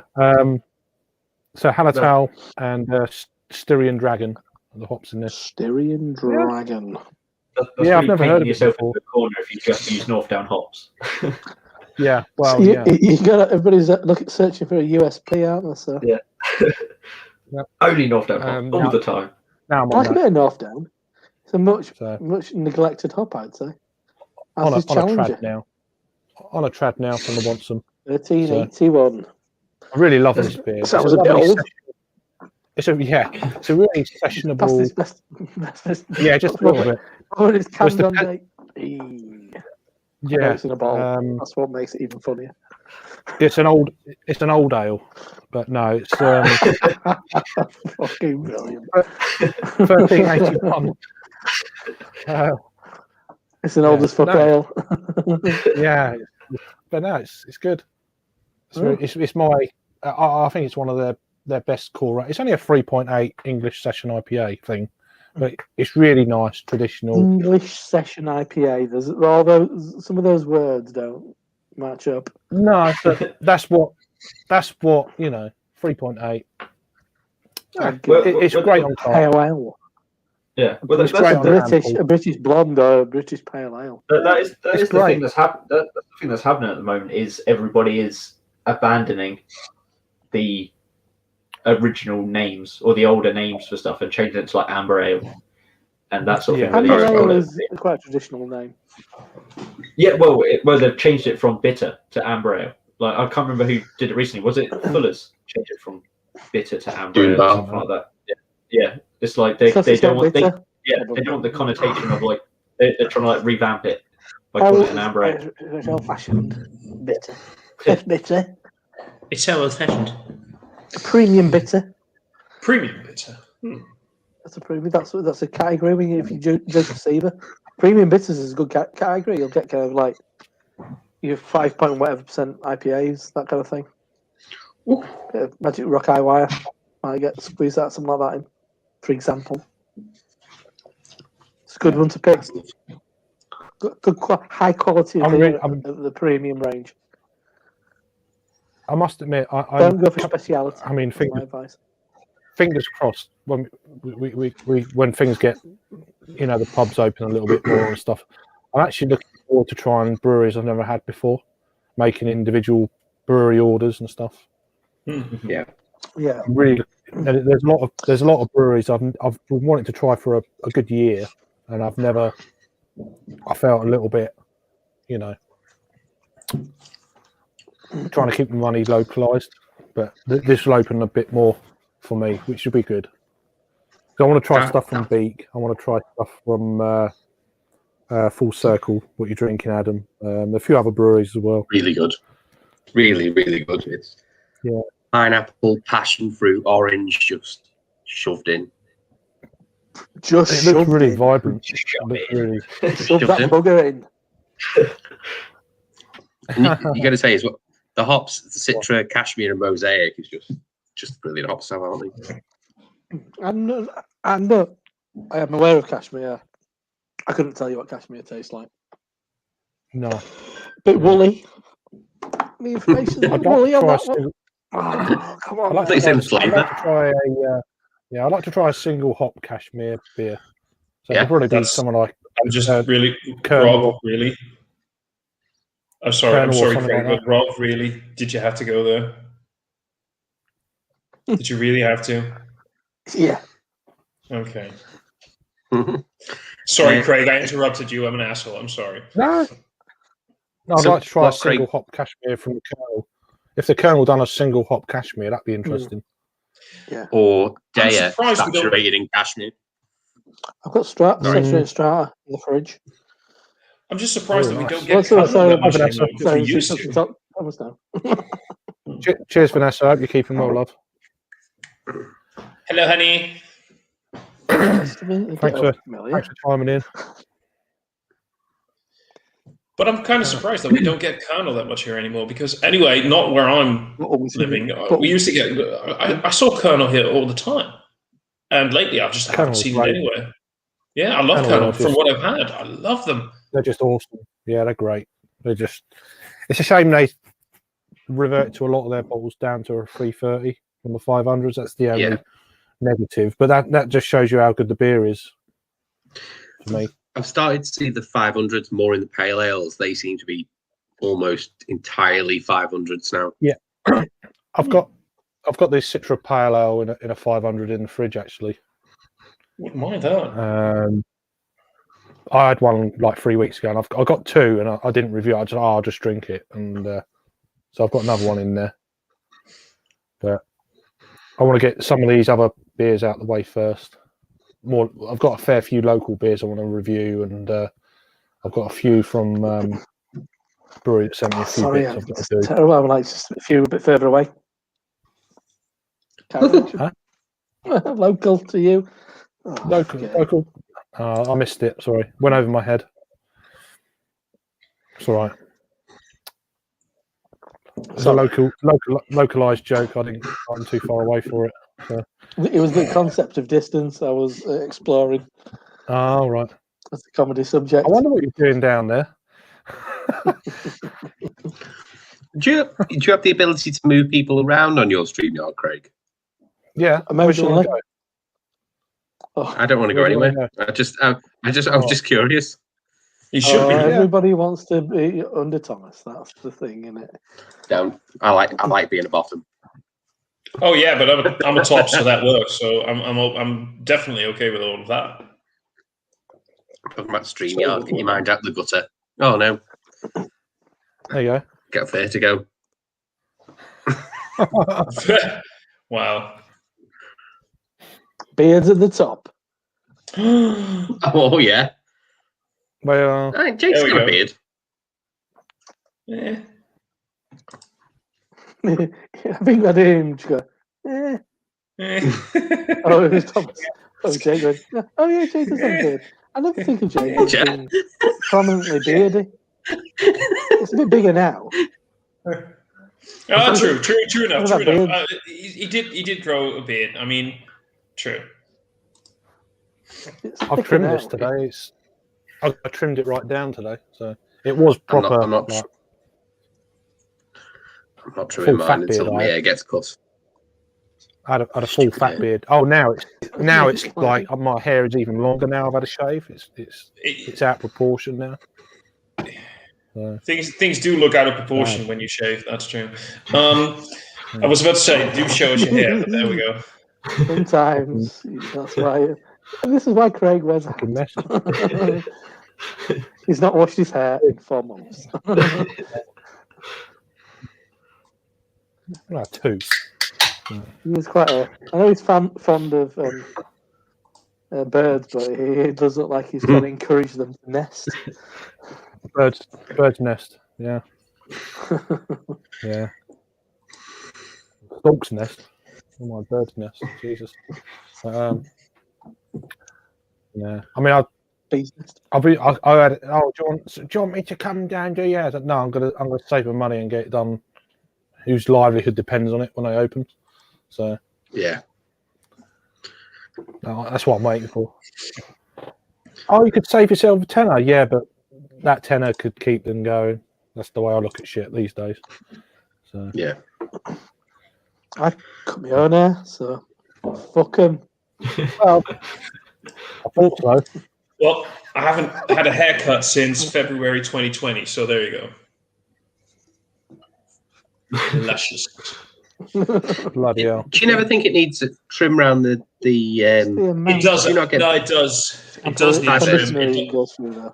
No, it does need a trim, and I need to go somewhere in April. I want to get because the split ends and everything, and you get when you don't, the hair weighs down, and you get this sort of little ant trail going down here, But it does need a bit of a trim, but mostly I'm just very happy with my with the length of my hair right now. I mean, Yeah. in generally, I'm always happy with my length, though. We've got to be. I We've mean, got to come to terms with it. Look at that!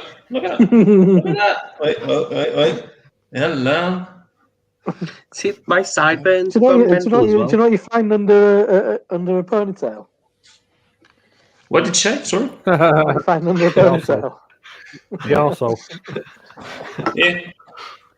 I'm just gonna ignore that. I'm just gonna ignore that. Love you, Rob. I cracked this one open in the end. The old chef's Yeah. special. It's very very Sabro heavy. Keep it there. Ooh, don't keep talking like that. Yeah. What's You that? know, Is it just Sabro? Keep talking about Sabro. It's Amarillo and Sabro. Oh, 6 point what? Do What's it. the ABV? 6.5. how They do a easy lot. is it? Go on. Tell me how They do a easy lot. it is. Mm. Very nice. They do a lot of 6.5 beers now. Oh, Seems yes. to be their point. Yeah, Like that. yeah, Oh, definitely. Right, I'm off to do a video. Good. Not a beer one, Good. just to just. Oh, only I'm fans. kind of curious. I've got this OnlyFans. It's got Cock scene. Like, Seven. Oh, that was a quick video. I charge by the He's going second. to pay for that new balance as well. Welcome to Coxzine. Rob, we can still hear you wank. No, it's not. No. No, not this time. Well, this is going down very nicely. I have to say that it's taken me a beer and a half, but now I'm like, beer. Yeah. You're Weird isn't it, how rediscovering it works. I'd forgotten. Yeah, but tomorrow it's going to be. I've got 3 beers I'm taking tomorrow to this bottle share. Mm. If you're watching, Simon, I'm sorry to spoil the surprise. Don't look Yeah, just or listen. mute and watch something else for a minute. But then So- come back because we want the viewers. Yeah, then come back because I need the viewing figures. So this is that one was talking to Thomas about. It's from the Netherlands. How'd you pronounce that? Noosed. Noost. Noosed. So it's a vatted porter with Brett Myces. With Brett and the Myces. Brett and Myces, I can't pronounce that bit either. Nouveau Artisanal. Yeah. Naval. Naval. There you go, Naval. Naval. Netherlands. So that'd be interesting. They had to change the name as well. I've done a bit of research. They had to change the name of it for some reason or whatever. Yeah, they had to, they used to, the brewery was called Kachilam, and they had to change for some reason. I've actually visited the brewery during a live stream for a Facebook page. Right. Fantastic people, amazing beers. A lot of it is very low ABV, like 4 to 5%. Wild fermentation, like a blended wild ales or blend ales, stuff like that. I can't get enough of them. They are I'm fucking up. They are that of the summer ale for me. It's thirst quenching. It's dry. It's funky. It's low ABV. Oh, okay. Good things. So this is from Good Things Brewing Company, out of East Sussex, and this is their Duval 7.8, so a 750 bottle. So that'd be interesting because I know there's going to be. Stuff like that. Well, I didn't until I saw it. I was like, I'll have that. So it's going to be. I think it's going to be quite heavy on saisons tomorrow. So I needed to bring. I brought a 5-litre mini keg of Lighthouse Lager from Time and Tide as well, and 3 bottles of these. And this is the other one I brought. So LV, oh, you're gonna fucking love that. I know. I done some research before I bought mate, them. I'm on a plane right now. I'm on Yeah, a plane so with Charlie cocaine Boy. right now. I'm joining you tomorrow. 12.5%. So it's a nice sharing size bottle. Expect sour. Probably not puckering sour, but expect some sour. Alvin is known for. Yeah. Basically, it's what they do. Well, this You is not. will- This isn't a sour beer. This is one of the reasons I bought it. Yeah, but Alvin does have I know they do. sourish.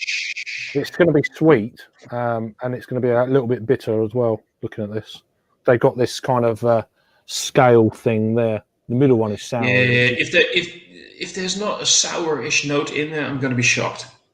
I mean, I don't mind, but it's still going to be less sour than some of the other shit Oh, we're going to be yeah. having. You're gonna adore that. I still have some stuff of them in the fridge somewhere, or in one of the cupboards, or one of the boxes, or whatever in the stash. Yeah.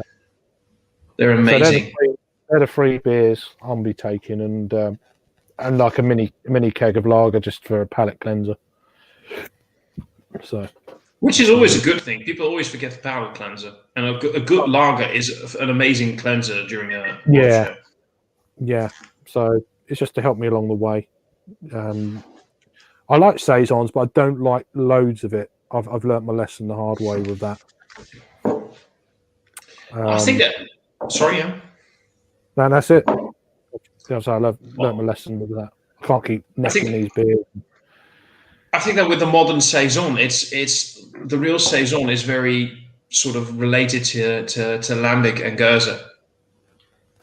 And the modern saison is really just sort of like this sausage thing where everybody just has the same malts and they buy the same yeast from the same supplier, and it's just all the same thing. And it's not that it's necessarily bad, but what I also feel is that most breweries that are starting out want a saison in their lineup, and all of them I feel are when it comes to the bottle fermentation are over the yeast added to the bottle for the bottle fermentation. Help me out here with the proper terminology. Secondary fermentation. Thank you. That's the one. The secondary fermentation is overdone. Yeah. Every time I have one of those new breweries coming up with a saison in the lineup in a bottle, I pour it out. It starts okayish. It's a bit the same, and then you pour out a little bit too much. You get all that secondary fermentation in there, and everything is fucked up. The beer gets very dark, very cloudy, way too yeast bitter, and everything is off whack. And they all taste the same. None of them are like the Phantoms or there's this one Belgian French brewery. They did this collab with an American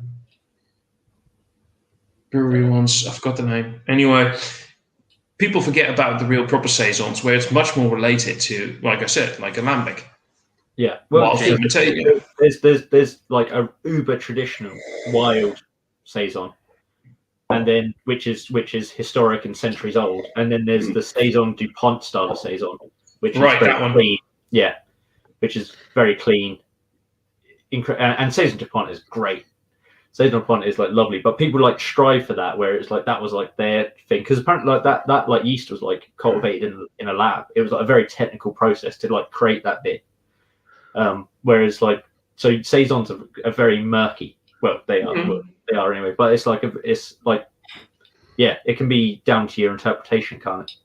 For a saison, you need to try, Thomas. You need to try some from Jake's nearest brewery. From what they called. Come on, help me out here, Jake. You'll project. Well, theirs are uber like so there's border on sour. I've heard of them. Yeah, I've heard of them. I'd love to try things like that. That is what I consider a real. That is what I consider real saisons, and I don't mind though all those interpretations of the Saison DuPont. None of them really hit the mark. Saison DuPont. I could have a crate here in the house right now. Like, give me a crate with 24 in, and I'll be happy. That is still a classic, and I love it. Mm-hmm. Don't even get me started on Avec le Bon Vou. I can't pronounce it, so I won't get you started. I actually got a review coming up. Somebody sent me one, and it was apparently a 2015 vintage, 16. Right. I think it was 2015 vintage. Somebody sent me a 6-year-old bottle of Avec le Bon Vou, which was didn't even know it was that old. But no, saisons. I like them, but I don't think like 9 out of 10 breweries just don't do them justice. Basically. Yeah, I find that for you could say that for like a lot of styles though. It's same for lager, same for New England IPA. It's like breweries have a crack at it, but there's breweries that just don't nail it ever. Thanks for joining, Matt. Hi, Matt. How you doing? Hey, Matt. How's life? Awesome. What's going on? What are you drinking? I'm going to be drinking What are you drinking? KCBC It's their El Tren Rapido, which is their Mexican style Vienna lager. So Mexican style Vienna. yeah. Of all the things. Well, hey, we call Nice. beers hazy New England style India pale ales. Why not a? Do you know what I mean? Like, Yeah, right. The fuck not. The Vienna looks Yeah. cool. Sure, Dude, if it's That's why tasty, it's, it's tasty, man. Pale and ale? Rob's favorite glass too. Should I get mine out the next day? 'Cause I'm having a brown ale. I've Trigger point. got a brown ale as well. Brown ale. It's lovely. Oh, this is absolute corker, is this? Yeah. Lovely beer. We're How's, roller coaster from yeah, I love the art. so it's That's a got brilliant. all art. sorts going on there. So yeah, blah blah blah blah. They've got additions. So a granola blend of toasted coconut, rich dark sugars, just spicy ambiorana, and Moorish maple chips. And then it's also got orange zest, and it's hopped with mosaic. 6.5. It's lovely. It's absolutely lovely. They've done an orange and summit version though, which I'm not up for. People saying it tastes like Jaffa cakes, but that is absolutely lovely. I could buy a case of that, and I won't say that about any beers. Sorry, I just loved Adam for what he just did there. Well, we got a fucking I just simple saw mug out Brown from Lost and Grounded. Lost and grounded, yeah. Nice. We'll be going to Lost and Grounded in a couple of months. I hope so. Saturday morning. That's our plan. Saturday morning. Okay. I'm just kind of curious. I got a question from Matt. On average, per 24 hours, how many hours of sleep are you getting? We're getting sleep, man. Like both me and my wife, we've I'm getting close to the same amount of sleep I normally got. It's not so much the lack of sleep. Well, I take the morning shift. I take basically from 6 a.m. to noon, and then we kind of trade off till about like this time, and then it's her shift until then. But also Trade we off. have our mother-in-law comes in and leaves us for a couple hours almost every day. So we got a nice thing going. It's not so much. I don't think it's so much the lack of sleep. I think it's more the anxiety and the on call 24/7, and you can't really stop thinking and doing stuff kind of thing that makes it tiring rather than the lack of sleep. It's the added workload to the day. Let's put it this way. I took care of my kid till noon when grocery shopping came back and went to go feed our goats and realized one of our goats gave birth that we didn't even know was pregnant. So now I had to deal with that. So yeah. Farm life, yo. That's a problem I never encountered with my kids. No. Unique to me. Just Matt, be happy that you're still at the point that you realize you have goats, and that there's not going to come a day where you're looking around going, "I have goats." Yeah. Well, apparently, about every 6 months, I get a new goat for free, which is fantastic. I like goat. That's tasty. I can dig it. That's cool. Yeah. Great curry. Oh yeah. Mm-hmm. Yeah. All right. How about you? How have you been? I know after your birthday, you got so shitty you were like hurt for a week. Are you okay now? Oh, I got fucked up, mate. Oh, yeah, that was heavy. That was some good drinking. I don't. I didn't drink. I didn't drink. The 20 Thomases in the chat. At some point, I just lost track of who was who and where I was from and which one I was, and I kept looking at my hands. Am I typing or not? Yeah. When you start doubting your own existence, you know you've had a good night. Oh no, but that's basic. That's basically Monday through Friday, and then I have the weekend where I can drink, and then everything gets lost. So I'm cool. No, but I had a great time during my. I never had a beer. I never had a beer. I didn't have a beer over my birthday. Funny enough. Oh, there you go. Didn't have one. No. Wow. This is my birthday beer now. So there you go. I can be disciplined. You need to be disciplined? Wait, did you just say you needed to be disciplined? No, I can be disciplined. Mind you, when you're ill, you're disciplined, not drinking. Yeah. Oh, okay. You still. Because you don't want to. You still feel like it. Exactly. That's the discipline. Yeah, just don't want it. Didn't want it. I fancy it. Didn't want it. Not bothered. That's cool. Did you have a good birthday, though? That was all right. I'd strip around. With parents there, but he's not Socially dead, distant. so, Yeah. I mean, it'd be really Socially not to- distant. It was a socially distant lap dance. Yeah. Somebody else's lap. No point. Steve the stripper. No Bless point. him. He's right Yeah. as a Kentish foot picker. Strong hands. God love him. No, Strong hands. don't worry. He should have I'm gonna retired at catch up- I'm 70. going to catch up on my last. I'll catch up on my last 2 birthdays. Yeah. 2 birthdays in lockdown, so I might have 2 strips when I can. Hey, man. Yeah, So, weird, isn't yeah. it? I had the same. It was so weird. Bollocks. Haven't actually said. Yeah. I'm gonna have Bullshit. thankfully, well, fingers crossed, my birthday this year won't be a lockdown birthday. I'm June, middle of June, so Hope so for you, mate. I'm December, so I really fucking hope. but I will probably see Adam. So swings and roundabouts. I'm going to insert you with barley wine. Uncertain. You can just stop the question there. Stop the sentence there. I'm going to insert you, and it would have been With perfect. barley wine. Oh, okay. Is that what the kids are calling it these days? Okay, yeah, that's cool. I get inserted with barley wine on a regular basis. Thank you very much. There you go. Matt, I'm just Dave, curious. What's when- that Mexican style Vienna lager Okay. like? It's delicious. KCBC yet. makes really good beers. So it's just like it tastes like a Vienna lager that might probably have corn addition to it. Okay. And I'm assuming that's what they did. That's what makes it the Mexican lager is the corn addition. I'm assuming. Sort of like a. Yeah, here you go. Mexican style Vienna lager, Magnum Hallertau, Minfure, and Tettnang hops, barley, flaked corn, 4.7%. So there you go. Middle fruit?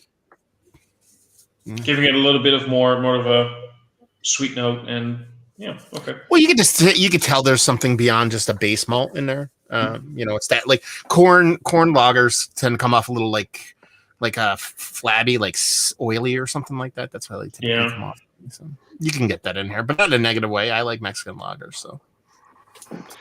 At the end of the day, it's quaffable. That would be an adjective, yes. There you go. It's any beer where I can say this is quaffable, I'm happy. So yeah. What was the most ridiculous April Fool's joke you saw on Brewery Post the other day? Tiny Rebel one.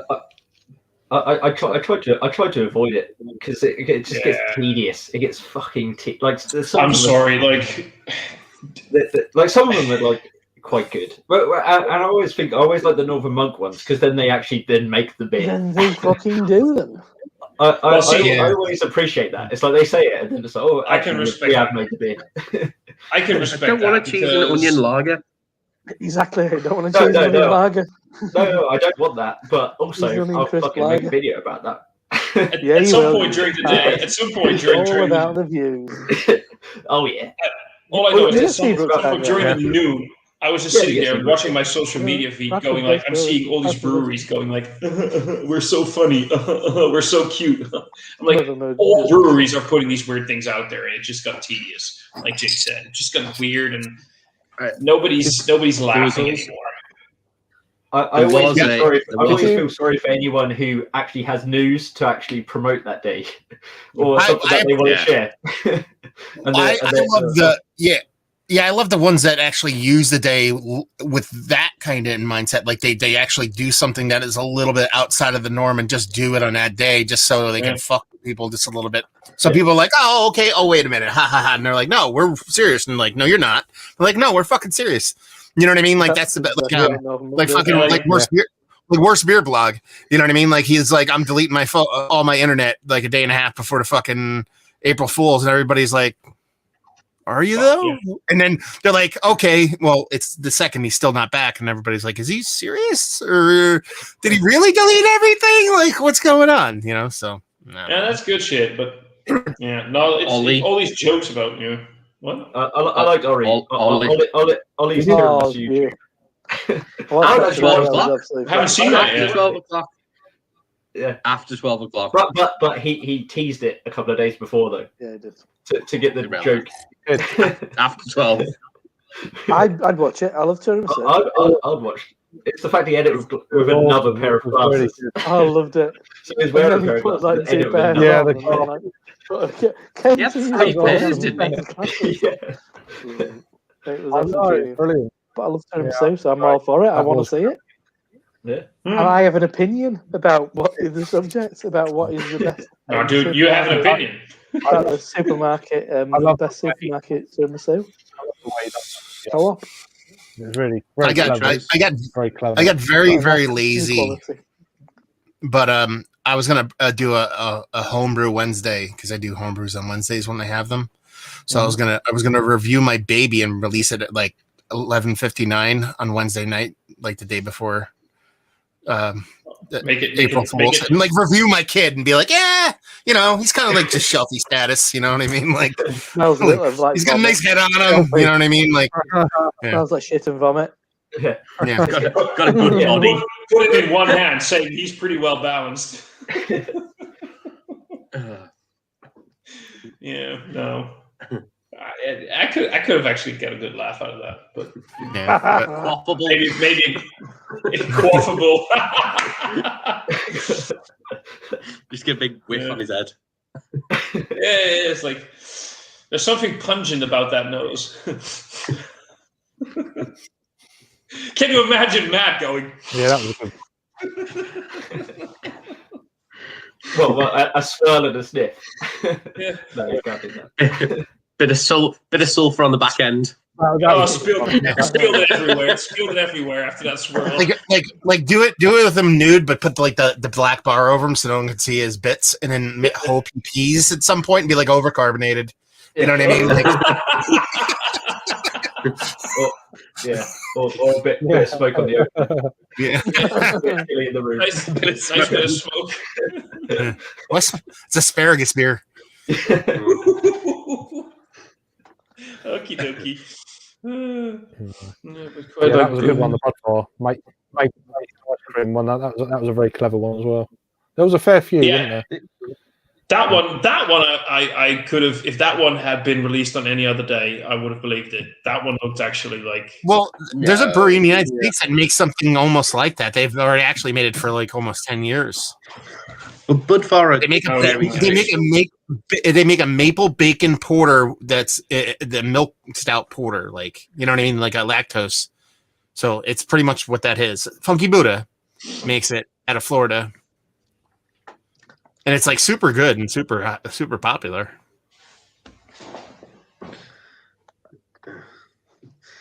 this brown ale's a bit disappointing.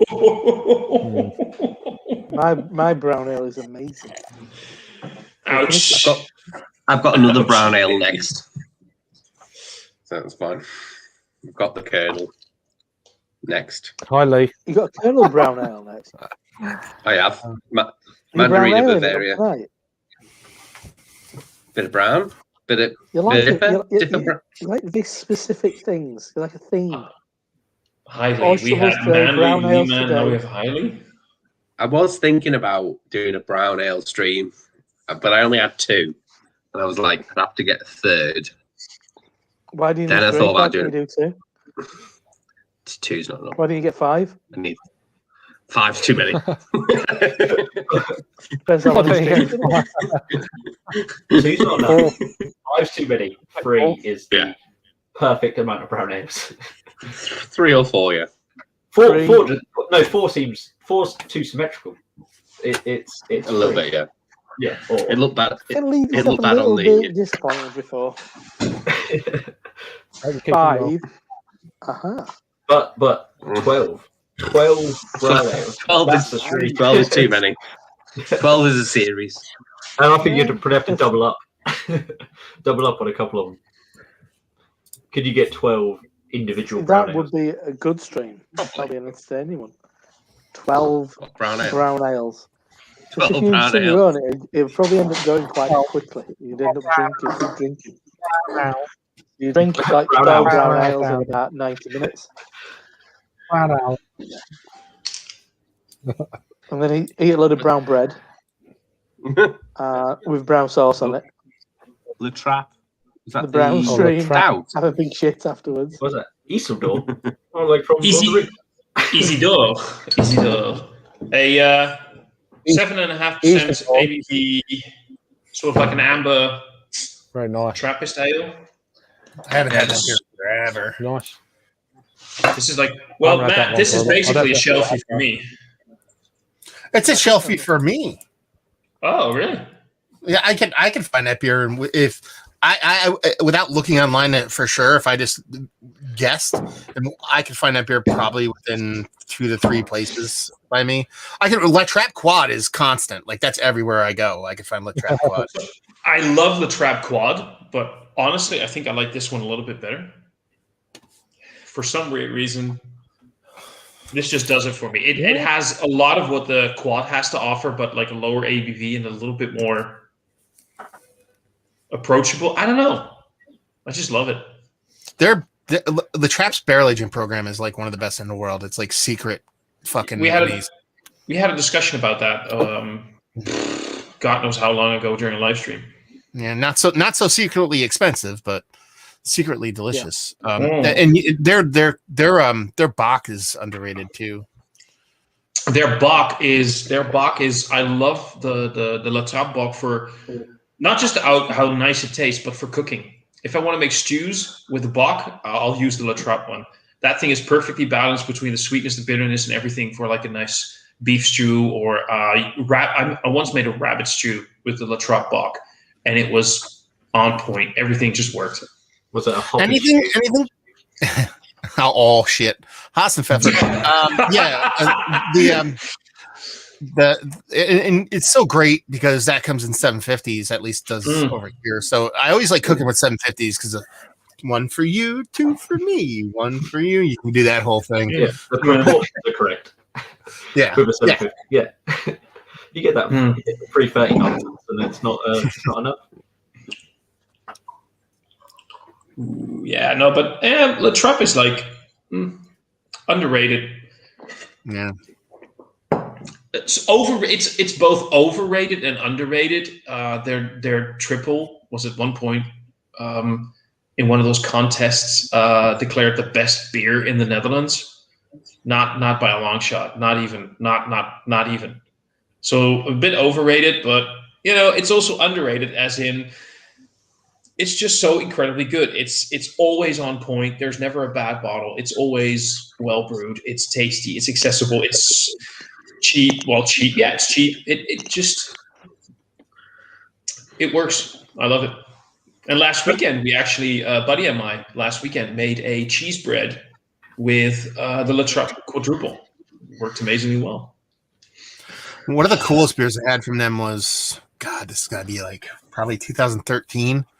2014, I found a case. They don't even make it anymore. It's been forever since they've made it. Of 1994 La Trappe single, which is like I don't think they've made it. And then it might have not made it in the 2000s. I think they might have stopped continuing making it right around like 1999, 2000 or something like that. At least for import in the United States. And it was just such a fun beer to drink. It was old. It was past its prime, but it was really, really fun to drink. Just from like tasting an aged beer because it was still fine. There was nothing negative. It didn't turn sour. Didn't get all funky or whatever. It was just past its prime. It was just fun beer. I think they're trying to recreate something along the lines, but then hopped up. I'm gonna check. I'm gonna quickly check Untapped because I think they're trying to do or tried. They did something. No. That one. Show all beers. So they have a beer called La Trappe Pure, which is a Belgian 4.5% ABV pale ale. Okay. And the idea is that it is a light blonde, organic, top fermented Trappist ale with a sturdy color. The aroma is characterized by the refreshing and fruity aromas of the yeast, combined with the flowery scent of citrus caused by the hops. Only organic ingredients were used when blah blah blah blah blah. It's an accessible, refreshing, and smooth Trappist ale with a pleasant bitterness and a mild, dry finish. So it sort of sounds like a single. Yeah, And I a think bit, that's a bit like what Westmail did recently. They released their sort of the extra. Yeah. So I think that's basically what Matt's describing, as in not the same beer, but like trying to remake. Rebranded. Yeah. It's funny that these Trappist breweries are sort of doing new releases, as it were. It's sort of a bit of a sign of the times, probably. Yeah. That we're gonna see it from a few more of those type of breweries. But like Le Trap have done a few more beers compared to the Belgian guys. They've got a pretty decent range, especially considering they do things like both a bock, a wit beer, like a standard blonde, triple, double, all the things, and just a little bit more on the. For me being Dutch and all these Dutch breweries always wanting to do a triple, a blonde, a double. I think Le Trappe is still the one that comes closest to the Belgian tradition, but having their own identity. Like it's not like just a Belgian triple. It is in that style, but with their own identity to it. And like I said, it's accessible, it's cheap, it's always on point, it's good quality, it's brewed perfectly. I don't mind them. And sure, the Dutch. Yeah, that's local bias. but I just thought like even within those, even like if you try all those like quads beside each other, they're all so different. They might call them quads, but they are all so different. Oh yeah, it's not like it's a defined style where they got to like hit this certain thing. It's like they may share similar characteristics, but they are very different beers. There are certain things I'd like to find in my quad, but sorry, Matt. No, Le Trap Quad is like extra special, different though. That's like you're almost drinking a fucking banana. It's so fucking banana forward. Fucking absolutely. But and that's the one thing. Not that obviously banana phenolic is a Belgian thing through and through, but how big it is on that, and I enjoy it in that. But that's the one thing the other ones lack typically, But like you said, like Rochefort's bolder and richer, and fucking Westfalen and fucking what's the other one? Saint Bernardus. Saint Bernardus. They're like softer and creamier. They're all different. They're all delicious. Quad's the best fucking style. One of the best styles in the fucking world. Absolutely. Hands down. Absolutely. I had a really disappointing triple last night from a local brewery as well. It was I really liked Top Rope, but the triple was awful. Not awful. That's a bad thing to say. It wasn't awful, but in comparison to other trips, it was bad. I think the problem is a triple in itself is it's like a pretty easy beer to brew. But for some reason, most of the triples that I have, I always find lackluster, and I don't know. Maybe it was. I think it's not a honing in of the craft, if you know what I mean. Like the Belgian guys, and they know how to brew a triple, and they fucking brew them, and they brew them all the time, and that's what they do, and they've honed it over years. Whereas a craft brewery sort of does their best attempt at it, and it's probably still a good beer, still a tasty beer. Yeah, they're not cracking out triples all the time, are they? They're not trying to hone their triple. Exactly, but it's also one of those styles that a lot of people like to drink. Like most people that just drink macro lager, if they want craft beer, they want something special to have, like a blonde or a triple or a double. Yeah. And for a lot of new breweries, especially in the Netherlands, this is like the styles to get out there. And they want to rush, they want to go fast, they want to go quick, they'll cut corners. I've actually heard of a few breweries that they're up and coming. This is, I'm not going to name it, but this is a brewery pretty close to me. One of their brewers at one point quit because he was just tired of the entire shit show. They brewed at a lower temperature because it would keep costs down. Jamolan. Now, just no, not the Molen, because that's not that close to me. But they would brew at a lower temperature, because a lower temperature would mean less energy used to keep something Commercial. on temperature. No, still very local to me, like within like 10 kilometers. The Netherlands is small, but not that small. People, come on. That's what I always say anyway to people. Never mind. I wanted to make a bad joke there. I'm not going to go there. The thing is, though, they wanted to take costs down by keeping temperatures low. So they would literally brew at like 90 to 95 degrees. You say the Netherlands is small, but next year when I go to work in the Netherlands, I am nowhere near you. I'm literally the furthest away possible. And I know. I was once talking to Mike from NerdSense, and he was like, "Yeah, I'm gonna go to because it's pretty close by for me, and I'm gonna go over to Alchemist and pick up some beers and blah blah blah blah blah." And I was like, "Oh, really? It's that close to you? How long is the drive?" And I think he mentioned like 4 or 5 hours. So you're gonna, from my point of view, you're gonna be close to me. Trust me. for my. Yeah, but I want to have a car out there. I'd have to get. That's not the British way, because I could go see, by that mentality I could just go see Rob and Adam every weekend. Just drive up. Yeah, exactly. So, but we're not going to do that because I've just mowed the lawn, Jake. I'm doing the barbecue at the weekend, so. I mowed the lawn. And, Adam, when you're in the Netherlands, I'll come and visit you. It's going to happen, okay? It'll be the back end of 2022. It's going to be no problem. August to October. I'll still be here.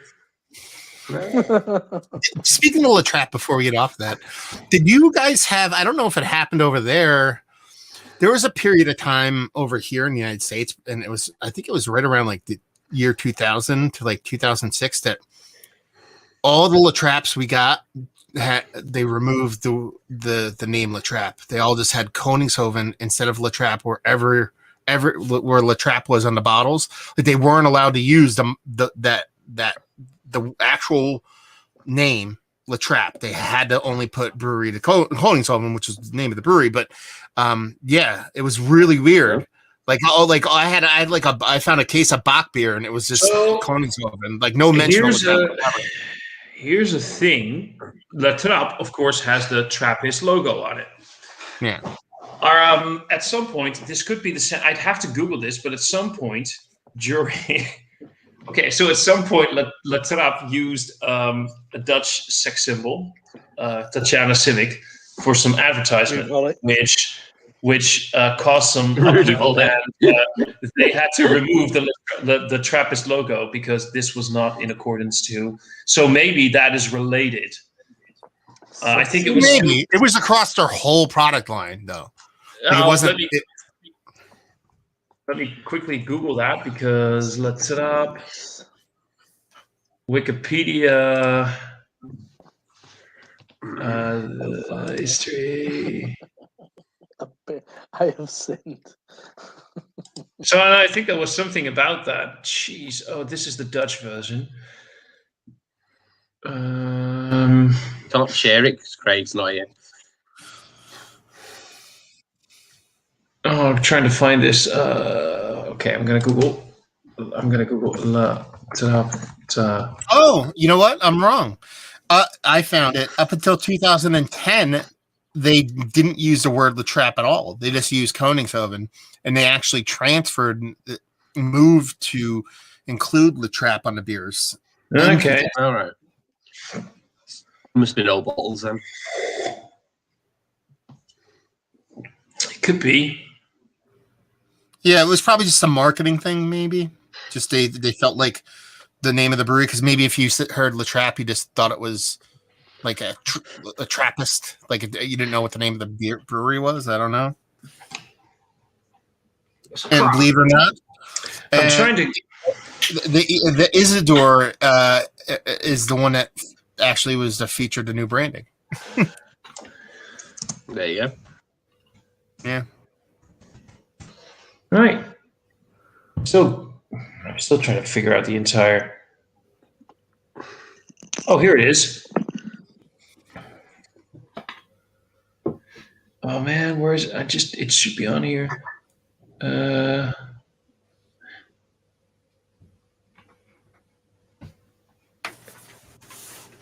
Okay, this is something else. Thought I had it, but I didn't. You want me to send you a Maybe link to this? I mean, is maybe it it's- literally? It says Koningshoven switches to La Trappe in North America, and the time of this Yeah. post is June 2010. Yeah, I'm just trying to figure out what the thing was with the Trappist logo and the Dutch sex symbol, but Oh, you're looking at that part. Okay, yeah. yeah, because I wondered if that was related, but it isn't because.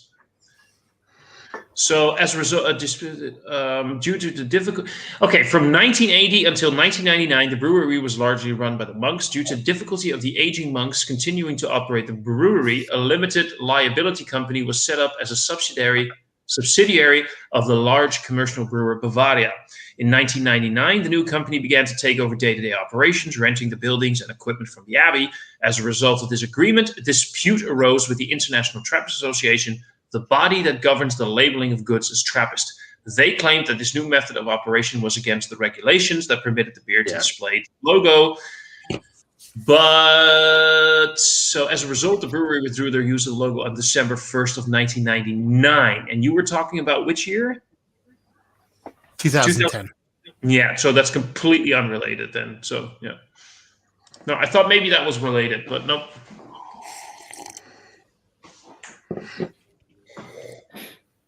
Very nice. Very nice devil. I'm jealous. Nice I black would on wish yeah. I got that one. Damn good beer. I haven't had it. I wanted to get that one beers I and do. the Impy Red.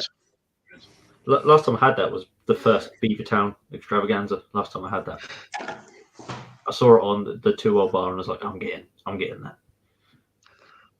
I saw it on Treble in Madness the other month, and I was like, and then didn't do an order because I'm stupid. I saw it. Yeah, I did I see saw it, that as and I'm well. But always ordering from Tremor Madness. you don't see it very. You don't see it very No. often, do you? It's just no. It might still be kicking around on I've some got- bit of the internet. Yeah, I'm sure if you want it, you'll find it. But I'm on another local brewery, Docker Brew Ooh, Co. Docker. They're out of Folkestone. Yeah, Dark Matter. It's a community grown hops for this stout down in South Kent. 5% oatmeal stout. Not bad. I love They missed the a marketing. the They missed a marketing opportunity there. Work their name into it, Doc Matter or something like that. You know? Doc, yeah. No, Doc it's Matter. like Yeah. clear as day. Like Yeah, do a play off your name and be make people notice you. yeah. Kind of, True. yeah. I didn't think of that, but yeah. But no, it's very nice, and it's nice to drink a stout. It's got a slight kind of dark fruit thing going on, blackberry, which is probably more the locally grown hops Yeah, so it's kind hedgerow of coming hops. through the I literally hedgerow hops. hedgerow hop. Yeah, I mean it's all garden grown local hops. It's a bit like a farm kind of thing. It's got that. It's that kind of thing. Yeah, that's cool though. It's very nice. It's very smooth. It's really good. Yeah, I mean, It's even the first beer I've had from this room as well.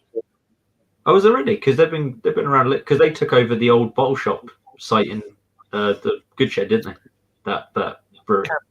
Yeah.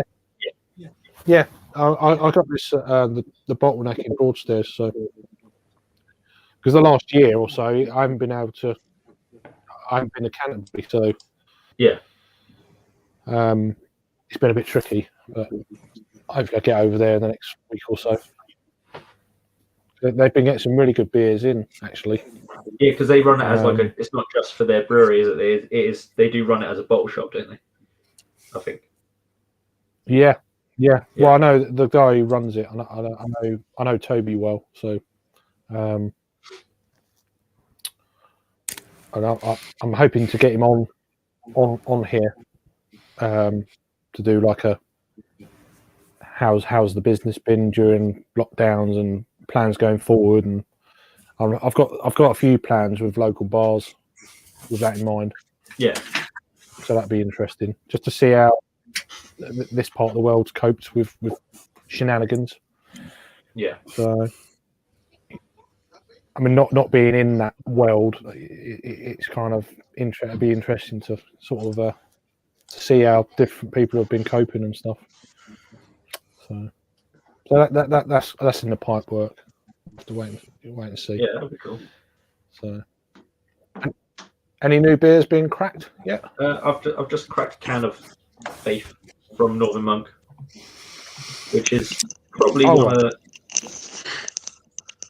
It's readily available, and it's delicious.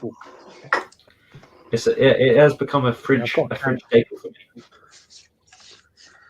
Yeah. Okay. That's Sorry, I will get to you when the computer allows. Oh, I opened There you go. a Trogs. Have any of you guys ever had any Trogs beers? No. No, I had some I back in don't the think day. of that. They're like kind of one of the like Collaboration. the what? I've had collaborations with Shep and Neem in a Wetherspoons. Apart from that shit, no, not really.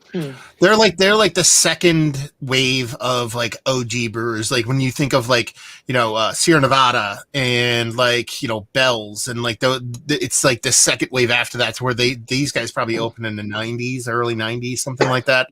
They're in PA. They're by Hershey, Pennsylvania, which is Hershey chocolate. And they make amazing beer across the board. They have one of the best tap rooms in Pennsylvania, and they're the one brewery that is almost readily available. 12-ounce cans, 6-pack, $12. You know what I mean? 5.5% hazy pale ale. You know what I mean? With Citra, Idaho 7 of the Zaka, and it's I never pick them stuff up. I just don't pick it up, and then every now and then I'll be like, why am I not drinking Trogs? And I pick it up and I pour it and I drink it and I go, this is really fucking awesome, and it's priced cheap and I can get it whenever I want. And then I go, why am I not doing this more often? And then I stop doing it. And then I do it. This cycle repeats over and over again. And I'm like, just a fucking idiot, Yeah, they kind of. I guess they do a lot of. They kind of cover the gamut of styles as well, quite prominently as well, like the barley wine and the. Do it. Barley wine, is that Flying Mouflon? Yeah, Flying Mouflon was their American barley wine. That beer was amazing. Bock as well, quite their biggest one is Troganator. That's probably their most popular beer. It's probably one of the best American born double bock. It's a double bock. Yeah, cool. Yeah, and but that Flying Mouflon, I love that beer as an American barley wine, especially with time on it. But their original barrel aged version of Flying Mouflon, so they did a barrel aged Flying Mouflon. They still make it, but it's not nearly the same beer. Like they aged it, I think 6 to 8 months in barrel. Like the original one they did, they aged for 3 years in a fucking bourbon barrel. And I was off that day. They announced it. I was like, fuck it, I'll drive. It's like an hour and 40 minutes from where I lived. I was like, I got nothing going on, and I bought a case of it. And I would like to say that I saved it, but it was so good I just drank the fuck out of it. And it was so good. Oh my god. But they make great beers, and they got a great tap room. They always have like beers that you can only drink in the tap room that are like really fun, tasty beers and shit like that. And they do a lot of like cool collabs, and yeah, they're a really great brewery. You'll never get a beer from them that's bad ever. You might not like it, but it's not going to be bad. Yeah, it's not a new beer for tonight because Jake's already had it. Sorry. Oh, it's Sorry? good. It's good. Oh. That's a damn good beer. I see. My mate said that Is that a new release? his least favourite of the most recent batch. I liked how it. I like the Heat and Hops collab. I thought that was nice. I had that on Wednesday. I haven't had that yet. I've not had that. I'm on the talking of day. I'm on. Can we get a new aircraft? Which is I had that the other day. That was really good. It's a rebrew of. Is it number 5 or number 6 of the? Yeah, but they've changed it slightly, haven't they? Right. Something good. Something good series. Yeah, it was something of 5, I think, and they altered it ever so slightly. Strata and another hop, I think. Strata hop. Is it the ABC that's different? Strata and is full of Strata. Start your stuff. Start Full your on stuff. juice. Yeah, I like Strata. But It is nice, but that heat and hops one was lovely. see, I didn't get the heat and hops one in because I just like the name of Big Hop Pillow. So I didn't get the heat and hops one, and I got the Big Hop. But I reviewed it tonight, and I loved it. I thought it was just I'm good. dangerously soft, and it had that balance between that smash in the face of tropical fruit, but then balanced by that little savoury edge. It's not prominent, but it's a little kick of say, which I enjoy, and not everyone enjoys that. The one I'm in gonna the, pick the- in the most recent batch, which I didn't have, which it kind of talked about comparisons to Whole Plane Drifter, High Plains Drifter, and I didn't care for High Plains Drifter, to be honest. So I've only had the original High Plains Drifter where it was like that fucking when green it was colour. grey. Yeah, it was like yeah. Fucking horrible. I had on a train. Yeah, the colour was awful, Bridge but in that Manchester. it tasted great though. I'm gonna pick up the heat and hops one with the triple IPA this week. Yeah, I've not picked up the triple. Too many fucking triple IPAs.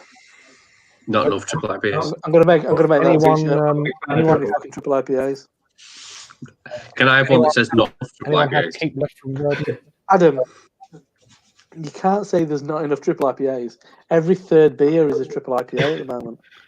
Seems like it, doesn't it? There's loads now. Should be It every does. second. Should be every second. That's no. See, Rob's lying. Rob's I'm- lying. So, Only because of this. Only because of this. He's true in fact. But every third beer is a triple IPA, but for some reason, motherfuckers call it like just a double IPA or an imperial IPA and don't Right. call that fucking. And it's like, here's my double IPA. Be like, dude, this is 9.8%. What the? Are you smoking Right. drugs? Like, what's your problem? Right. Be like, Oh, you know, do that in the fuck UK. that Like, shit. But that's not what they're doing over here. they don't do that in the UK, no? I had this No, beer. it's I crazy. got this beer yesterday, and it was a 9.5% ABV IPA, and it literally said triple IPA. And my first instinct was, "Thank you, thank you. This is It's triple IPA. This Yeah. isn't bullshit imperial or double. This is a triple IPA. Thank you." We know the difference in the UK. We queue.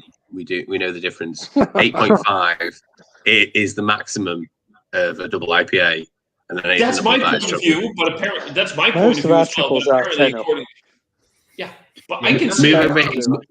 Move over here, Thomas. Doubles at like 9. I've seen some double IPA, but I think most of the time when someone says a triple IPA over here, it is 10. It's 10 and It's usually 10 and 10, above. usually Yeah. 10. Usually For me- there or thereabouts. Personally, for me, I 9.5 thought it was and 10 and above is triple. Sorry, Craig? I thought it was 10 and above. It would be a triple. 9, I'd say it's still double. I'd say That's just me. triple. 10. Matt, just like literally, But though, for me personally, 9.5 9.5 is triple, and I I've don't had, care. I don't care either way. I don't I've care. had either way. 9%. It's I've 10%. had 9% It's ABVs, an IPA. Yeah. maybe. No, I've had 9% It don't matter. ABVs that for me tasted more like a triple than. So yeah, no, it depends on how it tastes and how it comes across, but no, 9.5% is triple IPA. There you go, end of story. Fuck They've that. sold it. Actually, 9.5% is just dumb. That is a weird percentage as well. No, just anything. IPAs, honestly, IPAs for me, anything over 6.5 is just dumb. I'm okay up to 7.5, whatever, fine. So I like honestly 7.4. don't get it. I just don't 8. get it. 8. Always 8. 8's double, definitely. That's bang on double at the moment. Yeah. But 7.4, I'm happy with that as a double. I love those. I love the fact that when you suddenly see a 9.6 or like 7.3, I'm like, huh? Where did that come from? I don't know. For me, that always comes across as weird. I know it technically works out, but it just comes across as weird. Well, that's the thing. Like, don't you guys over there have very strict advertising laws as compared to? There's a guy in beer styles, no. Sorry, what were you saying, Craig? I don't care. I just drink it. That's it. I let everyone else know about it. Thanks I for butting in with that. Smash it.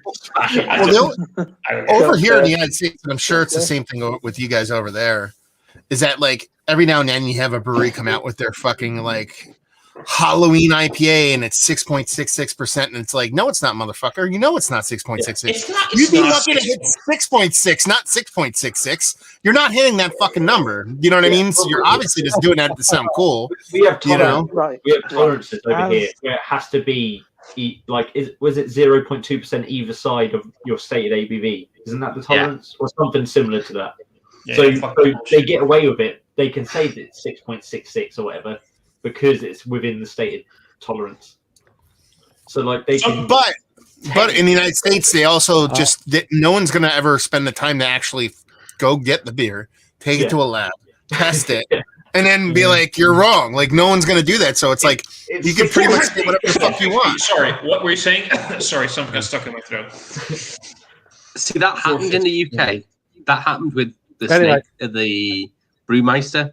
Someone tested it, didn't they? And it was nowhere near what they said. Yeah, One that was nowhere stru- yeah, and that was Venom. and they got caught out because it was outside the tolerances of what they're allowed to state. But did they get in trouble? Yeah, Like fined by the Good. government? fined. Not bad. I don't know. Is it by the government? Mm. They got in trouble.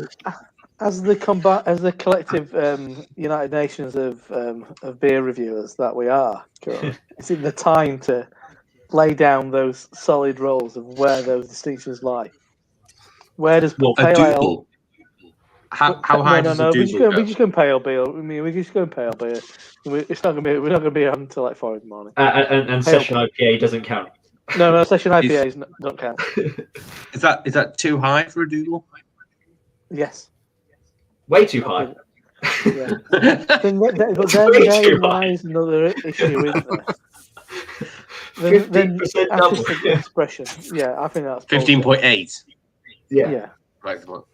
If you didn't brew, if you had a double recipe, To- which I To me, call it double, what that says is that was a wet barrel with a lot of rum in it. Yeah. I'm looking forward to that. one. I'd say that's probably. It's not even a quad. Quad's not even that strong. It's just No. no. That's just bullshit. To be honest, It's a quintuple. It's a That quintuple. annoys me. I knew they said annoy Rob. That's why I The got it. silliness of it all annoys me. It's an octagonal Belgian dark. People. It's Pale ale. the only reason. The only reason I got It's it out the fridge. I was like, 3 I'll annoy Rob. Summer. That's a septuple if ever I've seen one. What's the top? What's the top end of pale ale? What's the acceptable top end of pale ale? The acceptable bottom end. 5.8%. 5.8. 5.8. 5.8. Oh, I was going to say 5. From a UK perspective, I was going to say 5 for a pale. ale. We have 5.2. a lot of No, permanent the ceiling of IPAs. ceiling of a pale ale. Lower. Mm-hmm. See, Punk is You're getting into 5.4. IPA territory after Yeah, after that it's IPA. 5.2. I mean, you've got silly terms like imperial pale ale at that. no. That's We go in bollocks. I've pale heard ale, before. IPA, double IPA, triple IPA. Oh yeah, I agree. So IPA is like high for me. It goes high 5s to high 6s. That's for me. But we're going standard pale ale. What is it for standard pale ale? Top end. So it's like three and a half up to 5.2. 5.2. Well, no, it's 5. I mean, anything below 5 is technically session. So you're gonna go session pale ale below that. That's kind of how it works. At least over here. Yeah. I would say that, Yeah. that session IPA is straddling into the ground. 3.8. Yeah. You get session IPA. Well, there's no as well, such- that are pale there's ale. no such thing as a no, session IPA. IPA is not have been admitted. It's a session pale ale as because you can't have it. What? I mean, when you have a session IPA, what is that? It's 6. It starts at 6.5, then it can't be session. The hard and fast rule is 5% on session. The word session.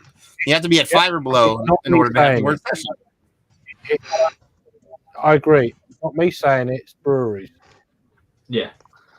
Oh, but that's That's not see, important, that's then. the difference. You have breweries make nothing even close to a fucking IPA, but they'll put IPA on it. You know, people will buy it more.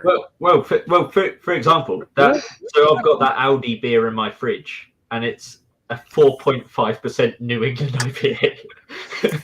No, And It should be a New England pale ale. reason Yeah. to create a rule. I'd say my kind of See, like It'll I would wind say you up if Funk IPA is 5.4. it winds you up Which is if you know. a very popular IPA in the UK. Dale's Pale You can Ale, get wound up easily. a very widely drunk beer in America. 5.5, Yeah, 5.6. Oh, sorry, too. I say too strong. Look at that. Proper percentages right here. 6.4%. That's what I think the proper average for an IPA should be. Oh no, I'm all about. But you mean you've got to figure out. You've got to give people a bit of a breadth to work within. And Oh, also, you don't want to but make it too low. I like. I mean, I answered 5.2. I'm not against 5.2.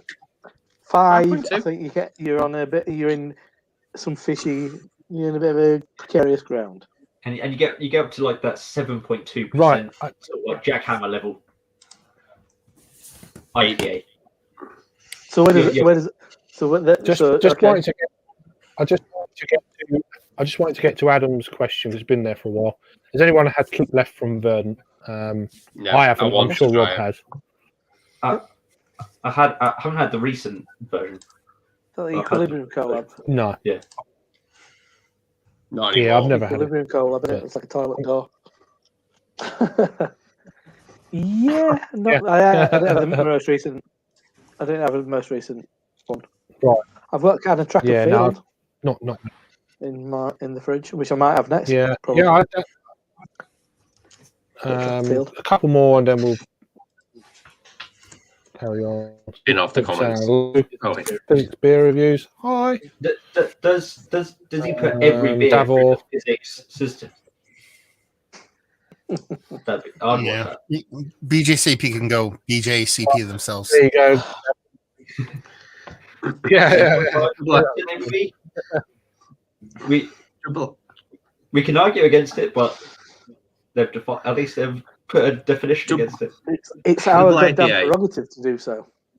7.8 to I think 9.4. I think me and Jack should be best friends. Jack's Yeah, pretty we need spot to be on. best friends. I think It's he's close. just nailed it. It's close, but he's just you're close in my opinion. But I think No. I think Pale Ale 5.8. I think that's too strong. Too strong, yeah. 5.2. The only thing I would contest with here is a triple IPA. I'd push that maybe up to like 13 and change, and then go quad yeah. IPA. Yeah, you could probably. You know what I mean? Yeah. I'm not comfortable Change. acknowledging quad IPA as much as well as I am with session IPA.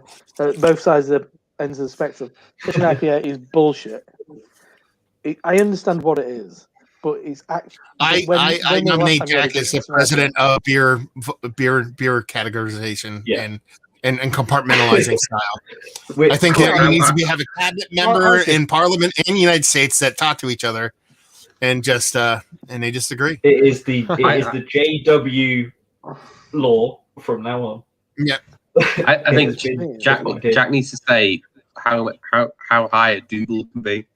Jack wake him and should Jack Not woke 15. him. If we get into doodles and all sorts, we're going to be here for fucking. That's for Belgian week. Cheers for chiming in, Jack. You made a few friends with that last comment. So I recognise you as well. I'm pretty sure it's I think it's. Untapped, isn't it? I thought So, it was Mike. I thought it was a comedian. Jack's got an Instagram and stuff as well. He's on Instagram. yeah. Close. Yeah. But with Pale Ale and IPA, isn't it a different style?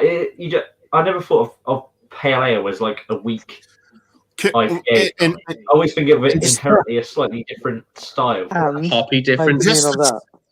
just to stay on brand, can we argue the merits of saying shut up versus shush up? Shush Up is very Canadian. I think Shush Up is rude as It's nicer though. That's Shut up is nicer than the shut is very final. Shut. Shut the fuck up. I'm all for that. Shush. Is it Shush shush the up? fuck up. Hush up. Yeah, it's very Canadian. It is very Canadian. It's just like shush up. I want to be polite, but I also want to tell you straight. We're talking about we're talking about Lee here. Polite and Lee just Yeah. Shush the fuck up. sorry. Love you, mate. He's hanging out with Yeah. too many Canadians. See, that's that I is- think that's that the is your thing with Lee. philosophy. Lee's like a Chinese finger trap. Like, if you don't fight him and you just enjoy Lee, he's a very nice and warming gentleman. But if you're just pulling and yanking cracking. and just trying to be, you're just gonna get the fury. Polite. Oh yeah. Fury. Fine. I just realized, by the way, guys, Yeah. it's nearing I my like- midnight. I'm always an hour ahead of you guys, of course. Well, more than a few hours for Matt, 6, I believe. So I'm gonna go end this for me. I'm gonna go watch an episode of The Office or something and crash. Go masturbate. Just go do it. I'm gonna go masturbate. You don't need to say you're doing something else. Thomas, I'm I got I'm gonna masturbate while watching The Office, of course. But yeah. I got a show for you to watch immediately once you finish The Office because it is literally The Office, just a different show. Mm. So it's called Superstore. I've started watching it. Superstore. Okay, I'm gonna go. I'm gonna go look for that. I'm gonna go look for that. Oh, yeah, It that's is. it, that's It is almost a facsimile. I mean, it's a different show, obviously, but like every character is translated directly. The person who wrote Superstore, directed it, helped write The Office. So it's like literally just like fuck it, I'll It's keep oddly doing The like Office. a supermarket brand own brand version of The Office.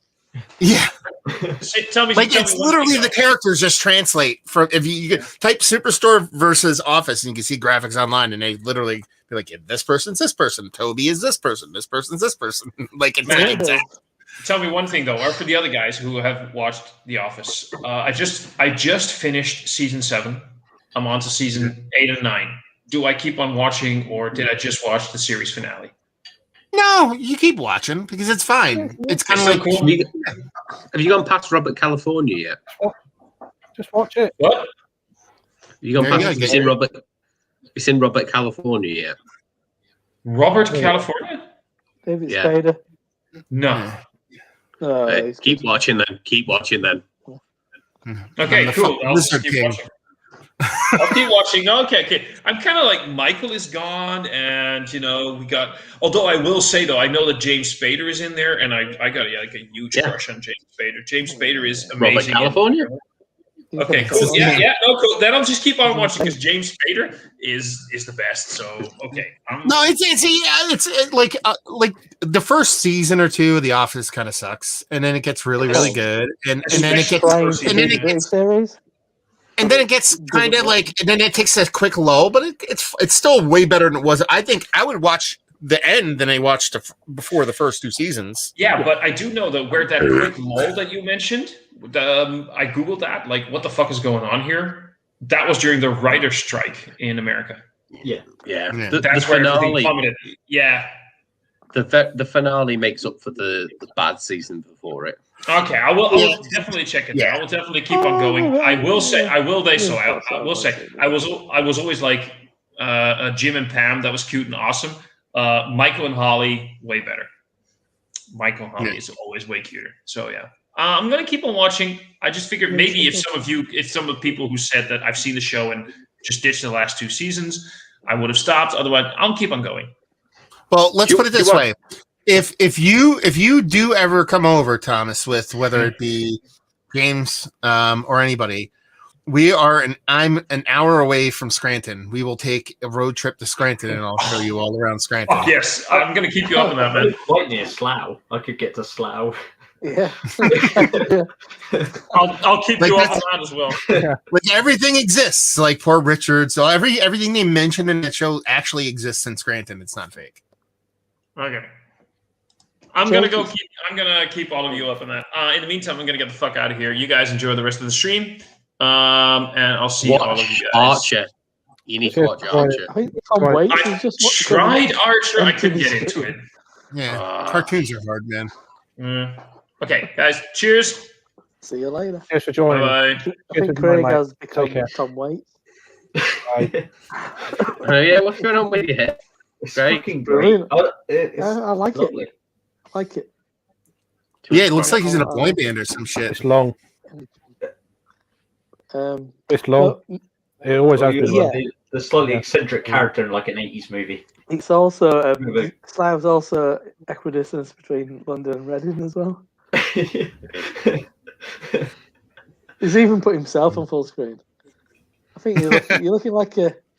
You could be like a harmonica player in a band You missed a tune. with a bit of a marginal heroin addiction. But of a heart of gold. Pretty. But, yeah, my office thoughts of it. It was a bit shit to start with the American one because it was trying to too closely be the UK series, and then it found itself beyond that. Yeah, the first series is a write-off, really. Completely different. With certain kind of like basic underpinnings of characters and stuff, but it becomes exactly. I mean, Dwight becomes Dwight. He's not trying to be Gareth anymore. Because Gareth and Dwight aren't the same person. No, they're not. So you can't. And Michael is infinitely more lovable than David Brent. David Brent's a dickhead. But Michael has got good intentions and things like that. Catherine Tate was a mistake in the US office. I would agree. Yes. Well, I don't think I ever made it that far into the US office. So Catherine Tate was it? Yeah, she wasn't. Yeah, she's was big at awful. the time, wasn't she? I guess. Yeah. Yeah, worst. Oh, yeah. It might be the worst character in the Think so, show, like by far, not even close. I like Rashida Jones, but I think she was not right for the office. No, she also didn't. I mean, they tried. They needed somebody just to do a gym anti-tan, and you're not supposed to like her. You know what I mean? You're supposed to like her enough, but you're supposed to kind of not like her. You know, so I guess she's way better. She's not that great of an actress. She's way better in Parks and Rec. Yeah, but across the board, she's not that good character as well. She's great in Parks and Rec. That kind of... She's great in I Love You Man as well. That's cracking role for her. Parks and Rec is a good show as well. Parks and Rec is amazing. Andy Dwyer except the last season. The last season for me just didn't. Yeah. The finale had funny bits, but then stupid bits, and I was just like, if really funny. If you gave me the option of clicking my finger and I could come back as any TV character in history, it'd be either Andy Dwyer or fucking No, it wouldn't be Ron. I want to be Alec Baldwin's character in fucking 30 Rock. I'd happily do that. I never watched that. Oh, that shows. I think that show's better than all the other shows combined. I tried the first 2 episodes. It's very American. No offense. Given that situation, I'd definitely be Ron Swanson. Ron Swanson just eating steak. Fucking brilliant. I love Ron Swanson. I've got multiple Ron Swanson t-shirts. Oh, Ron is fucking fantastic. Yeah. But I just never would want to be a libertarian. Do not say that to Peter. No, I'll say it right to his face and tell him why it would suck. I don't give a fuck. Libertarians are the worst people on earth. I don't think did Ron Swanson ever out himself as a libertarian? That's what he is in the show. To the point where actually, like the guy who plays the character has constantly gone on an offensive and been like, I am not a libertarian. Like people assume he's that character to the point where he has to defend himself against being that character. I'm more to do with his love of breakfast meat. I think that's. Oh yeah, breakfast meat. You had me at Meat Tornado. You know what I mean? Come on now. Meat and scotch. The bit with the vegan bacon. Yeah. Another one of them. Like, listen, you think I said give me a lot of eggs and bacon, but what I really said was give me all the bacon and eggs. Are we clear? Exactly. Now he does his autobiography. That is a great listen if you like audiobooks. About and if his autobiography that he narrates is a really good listen. Like I'm an audiobook person because I drive so much, and It's a really good listen if you're ever because he talks about growing up. He grew up in the middle of nowhere and how he got into what he did. And it's just Ron. It's kind of it's Nick Offerman, but kind of Ron Swanson is part of who he is. Yeah, he is. But the woodworking is all him. He's even a better version of Ron Swanson because he's not. He's a better. He's a better version of Ron Swanson. And his ex-wife is technically his actual wife. Yeah. If you go back, you can watch. She did that. And reenact the poses. When that's the best part of that show is then like when they get out of prison, when they get him out of prison and he's driving, he's like, "Oh, you shaved your mustache." He's like, "I didn't shave it. It rubbed off from friction." You know what I mean? Like that's my fucking favorite. But yeah, she had that role on what was that show? She was the role. Grace. Yeah, Will and Grace. Will and Grace, yeah. That was his first acting role. Like he did he was a handyman in Will and Grace, and it's so funny to go back and look at him on that, and you can see it on YouTube. Just type in Nick Offerman, Will and Grace, and you see him come in. And you're like, that's funny. Well, this is a dad thing to say, but in the Hotel Transylvania series, which is an animated series of films, Nick Offerman and I can't remember his wife's name, but they play like the husband and Megan wife. Mullally. Mullally, yeah. Yeah. Their characters, and they play husband and wife in that series. And when I was watching it with my kids, I was like, oh, that's cool. My kids have been none the wiser, but like they play like husband and wife in it. So yeah, her character is amazing. The worst, the funniest thing I saw the other day is I didn't realize it was just on the telly. Miss Congeniality 2. Nick Offerman's the bad guy. Did not realize that until we started watching it. I was going, "That's Nick Offerman." One of the secret fun things of Parks and Rec is that like the last season and a half is watching all the different ways they try to make Andy look fat. Yeah, because he's playing Star-Lord now, and he's just ripped the fuck when they put him in these baggy clothes and all that shit. They try to make him look dumpy, but he can't because he's literally like a fucking like crazy in shape. And shredded. And when we went from the one season to the other, he's like, I stopped drinking beer, and this is what happened. I'm like, oh my god, how much beer were you drinking? It's like I don't know, like 50 beers a week. and you do get less funnier. I think you do get less funnier. Yeah. He wasn't as good. Yeah, I completely agree. That's why I am hilarious. But Craig's gone. Yeah, because I said that. God, it's really annoying. I was trying to remember what it was, but I saw a great outtake. Just going to review a barley wine to finish on. Blimey. Barley wine to finish on. But I saw a great outtake, and I fucking can't remember the context now. And it was like Parks and Rec, and it was the Andy character. And then, I'm gonna have to find it because it was literally yesterday, and that's how bad my memory is now. On Wednesday, I put on in the car. I put on "Bye Bye Little Sebastian," and obviously "Sex Hair" because it is the best song ever. If you scroll through my reviews, you see a Mouserat shirt quite often. Oh yeah, when my partner has the same shirt. These songs, I said, "Yeah, my mate does beer reviews. He's got a Mouserat t-shirt." But what is it?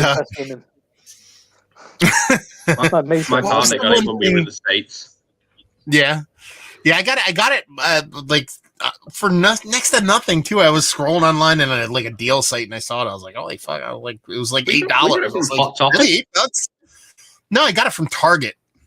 All right, we got it from Hot Topic. Okay. Yeah. Yeah. Is it Texas? Louisiana, Texas. What? Texas. Hot Topic? Texas, yeah. Well, Hot Topic's everywhere. Hot Topic's like a gas station. They're just everywhere. Yeah. I found the outtake that I was talking about. It was literally the first thing that came up on YouTube. I'll play the audio. Everyone loves a good comeback story, right? Seabiscuit, the Mighty Ducks, Robert Downey Jr., Rocky, yes. Kim Kardashian. Well, in the video she gets cum on her back, I think. I saw that the other day, and I thought that's yeah, that's such a great outtake, and then everyone just pisses themselves. I think she gets coming back. Well, I will take credit on unverified credit. Unverified credit, not that. Unverified credit, but credit for the first person to make the beer joke.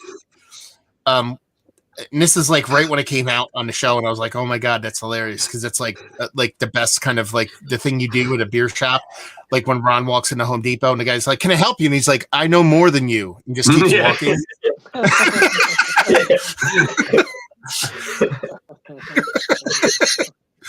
Okay. Yeah. Yeah. It's funny because it's true. Exactly. I have been tempted to say that in being Keith before, only for the fact that I'm looking for something and I've asked someone and they've gone, I don't know what that is, and I've been tempted to go, I know more than you, and just walk off. Well, that's the distinction I need to make. When that came, when he said that, and I like made the joke that like this is me in a beer store, and I posted in like a story on Instagram several years ago. I actually would never do that. Like I would never be like, I know more than you. I'm not. Well, I'm an asshole, but I'm not that kind of asshole. I've been in a beer shop before when the owner of the beer shop was saying like, he was like, oh, we don't keep any of the dark beer in the fridges. Like we don't need to. We just keep it on the shelves. And I was like, well, it's not strictly true. It might fair like, and I was like just there the whole time. I was like biting my lip. It's like you could put it in the fridges. It'd be better if it was in the fridges. What you mean is you don't have space. Yeah, you've decided to put the pale beer in the fridges. I'll be back in a minute. It broke my fucking heart the other day. I went to this new bottle shop.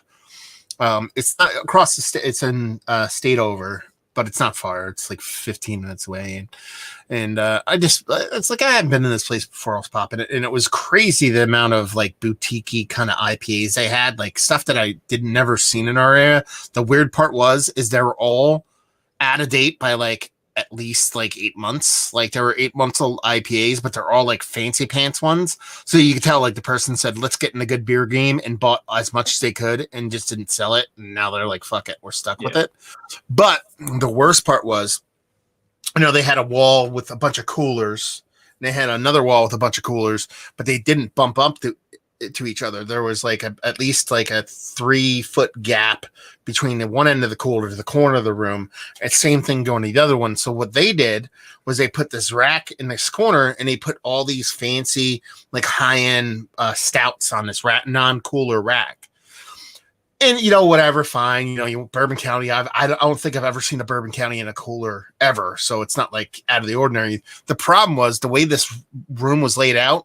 It was literally like all the heat from all those coolers vortexed into that corner to create like a fucking sauna. Like I walked in the corner, I was like, holy shit. Like it had to be at least like 100 degrees in the corner just because, it's coolers. It fucking pumps out heat. And I was standing. Yeah, I'm like, I don't know how these beers aren't fucking exploding. Like it was like literally like I walked to that corner, like I could be 4 feet away, and I'm like, nothing. When I stepped to that corner, I was like, Jesus Christ. I'm like, it's fucking like 110 degrees here. And I'm like, yeah, all these beers are fucked. And there were some things I wouldn't mind if it wasn't coolered, but I would have bought it. But I'm like, I'm not fucking buying any of this. I'm like, it's literally at boiling point at this point. Yeah. Yeah, having stuff next. Yeah. Well, because I always think like I don't shop there that much, but one of my nearest supermarkets is a Sainsbury's, and their beer aisle backs onto the freezer aisle. Yeah, and so it's like the hottest aisle. Like it's distinctly, and I might pick up on it because like I'm like, why would you put beer in this specific aisle?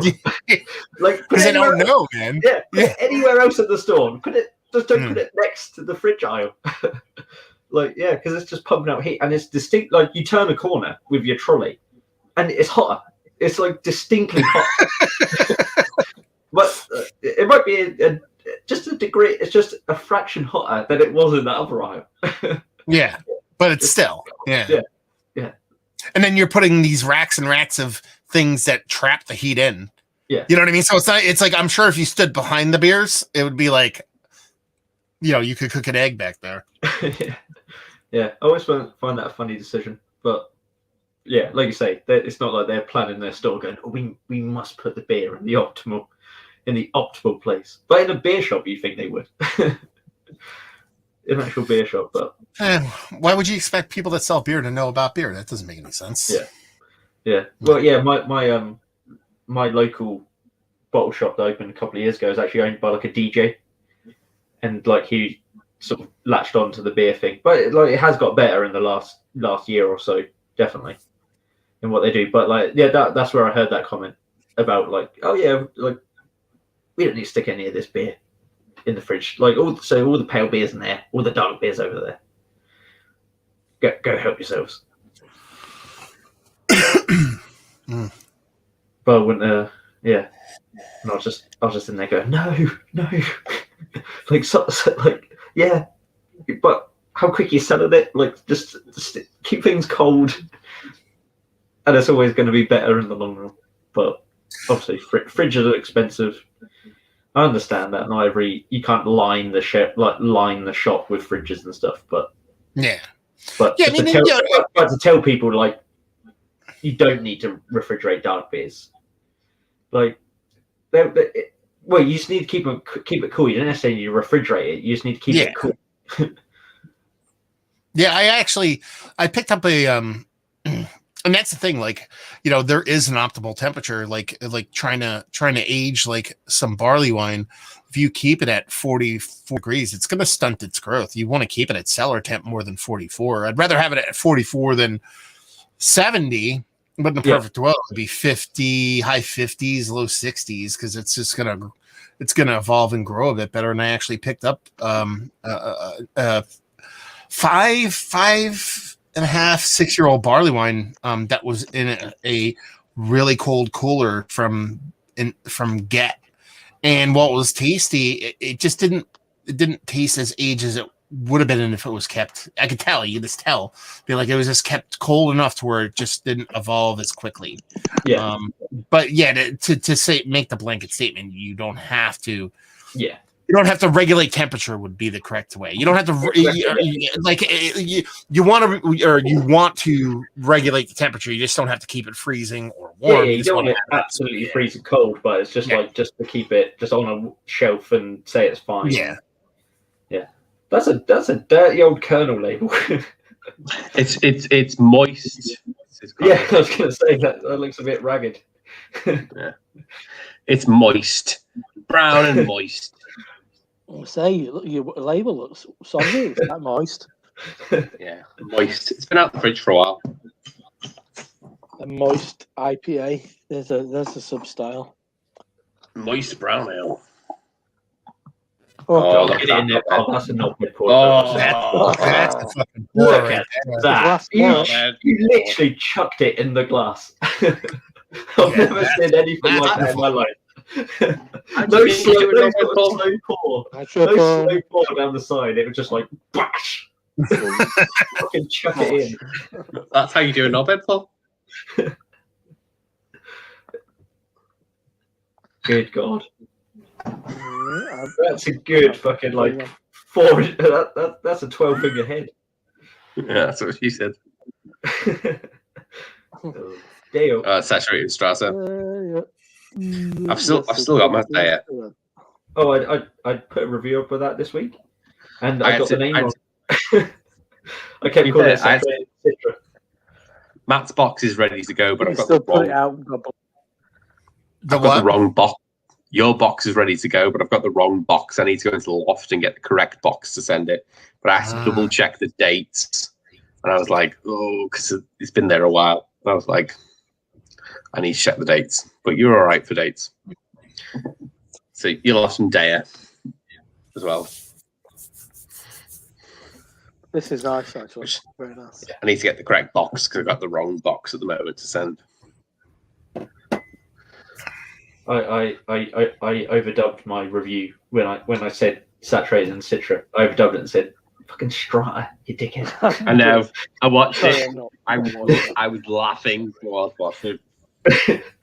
You fool. I call myself a damn fool. The Strata, you damn fool. Look at that. It's staying there. Well, good head retention. That's the kernel for you. Quality. Quality beverage makers. It's got another beer on the side. Yeah, you got plenty of that other beer. Guys down. God, I'm cracking through beers here a little bit. I'm going to go get another one. My last one, but You could have more in the fridge, Rob. oh no, I've got lots more beer in the fridge.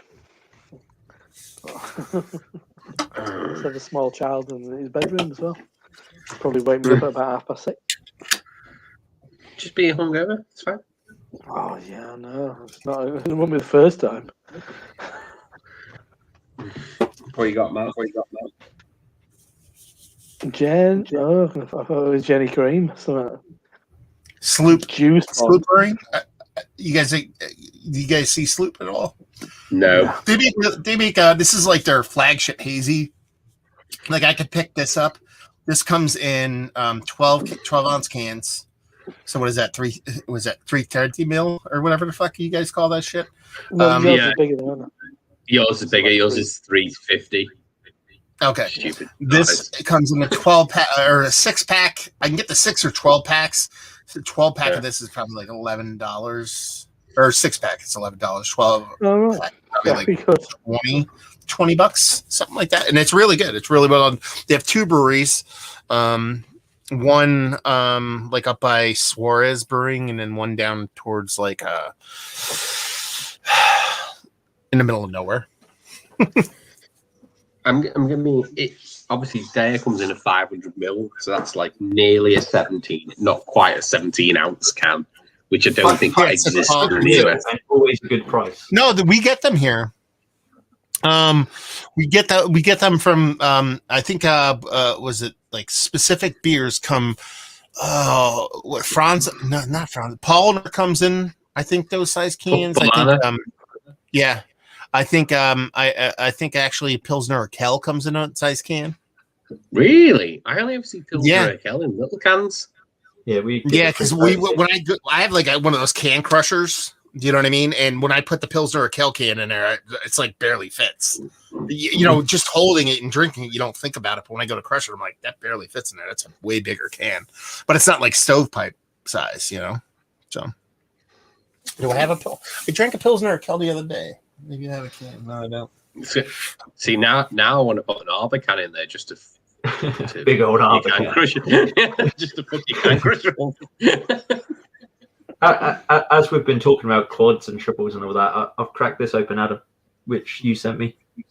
Oh yeah, that's been a while. That. Yeah, it's been in the fridge the whole time. So your quad is 10%. Your double was how strong? No, this is actually 15. this is actually 8.5. This quad. 8.5, yeah. So It's number 10, but 8.5. it's quite interesting because it's got cherries, blackcurrants, blueberries, figs in the. They're all local as well. They were like So they made a brown ale and tried to make it taste like a quad by putting a bunch of adjuncts in it. yeah, basically. But to be fair, it smells fucking great. It really does. And, it's got a big old head on it. Handyman. I think I sent a handyman to Rob. I think was it the raspberry wheat beer? Yes. Yeah, it was decent. Yeah, But to be fair, that that is really nice. It's uber dry. It is face puckeringly dry. Like it hits your tongue and it's like. There was one of the few. Yeah, they were one of the few Liverpool breweries that still hand bottle. Everyone is hand bottled. Either 13, the new one, which was I say new. It was to celebrate Liverpool winning the league. They did a 13 hop IPA, which was really nice. Yeah, this is really good. I'm not necessarily getting all of those different. It's overcarbonated. I can see that. Yeah, Yeah. And but it's perfectly serviceable. It is really tasty. But I think they brought a new one out. They brought a 2021 out. Since I mean, you'd think it's weaker than 8.5% easily. You don't get that. It's like 8.5. their MP Stout's like that. Their MP Stout's like, I think that's 9.5, something like that. But their MP Stout, you're like, this could be a 5% oatmeal stout. It's not. But I think that's definitely the last beer I had from the box that you gave me. I think I did a couple of them in my 30 beers for 30 years thing. You did. And a couple of them before the top rope stuff. And I recorded the chapter, the stout. And I was like, oh, it's so good. Yeah. Like, it's no adjuncts in it. I can't believe they've got that much flavour with no adjuncts. Yeah, sorry. And then you messaged me. You didn't like, say it on the bottle? Or, no, sorry, the can. It doesn't say it on the can. Because I can't believe they've got that much flavour with no adjuncts. And then you, to be fair, oh, they have got adjuncts in it. I was like, oh, shit. To be fair, it was only cocoa nibs. They haven't put anything else in. No, I probably still could have put it up, but it was. Oh, chairman of the board. Gads. Barley wine. Yep. It's a barley wine aged in brandy barrels. So, in is France. Is that a new barley wine aged in brandy barrels? Sorry, it's just too easy to not. Yeah. How strong is it there? Very good. Very nice. Huh? How strong is it? What's the ABV? It's only 8.5. But, get the fuck out of here. That's not a barley wine. 8.5 barley wine. It's Kentish Strong Ale. I said that. Not a barley wine. A Kentish Strong Ale. Get the fuck out of 8.5% barley wine. I said that. I said that in the review. I said 8.5 is pretty low. It's a session. Strong Ale is a thing, though, isn't it? Yeah. I should named it some Kentish Strong Ales. Session barley wine. Yeah. the barley Harry was here. He would say, "Oh, barley wine's a session barley wine." Yeah. If you try hard barley enough, wine, but it's very nice though. It needs some age, I'd say. The barley wine I'm taking with just to age it. Sorry, Greg. The barley wine I'm taking with me tomorrow for the barbecue is a barley wine that me and Rob shared in 2019. And it's the Marble 2019. You should get a new bottle. Yeah. Different bottle, same vintage. It's the Marble 2019 barley wine. Did we have that at the Mavalage? Everyone, this guy bought it for everyone. Everyone had a taste. Oh, right. You definitely got a little bit. Yeah, I probably did. It's my style. Go on, give it a bit. Don't miss out on this. No, everyone got a little glass. Definitely, because we didn't get enough, and then I split mine with Nick from just that podcast. Okay. Yeah. Hop forward. Yes. Nice guy, isn't Nick? He is lovely. He is a lovely man. I just dream of the day when I'm just actually in a room with you guys. It's only a couple of months off, surely. What? July? Liverpool? A bedroom? Liverpool, July. Are you coming up to Liverpool, Jake? When Harry does. Harry's birthday. When is it? July? First. Yeah, I think so. Second weekend in July. It could be sick excited. Maybe. Might be. You'll see me in June. You'll see me in July. It could be doable. Second week in July. Is it a weekend? I can't do the last second weekend in. No. Second weekend in July. The 9th and 10th. Should Are be you doable. staying? Are you staying somewhere, or what are you doing? I'm staying at home. Well, of course you are. That's easy for you. Harry was going to. Oh, you're not going. Premier You're not going then.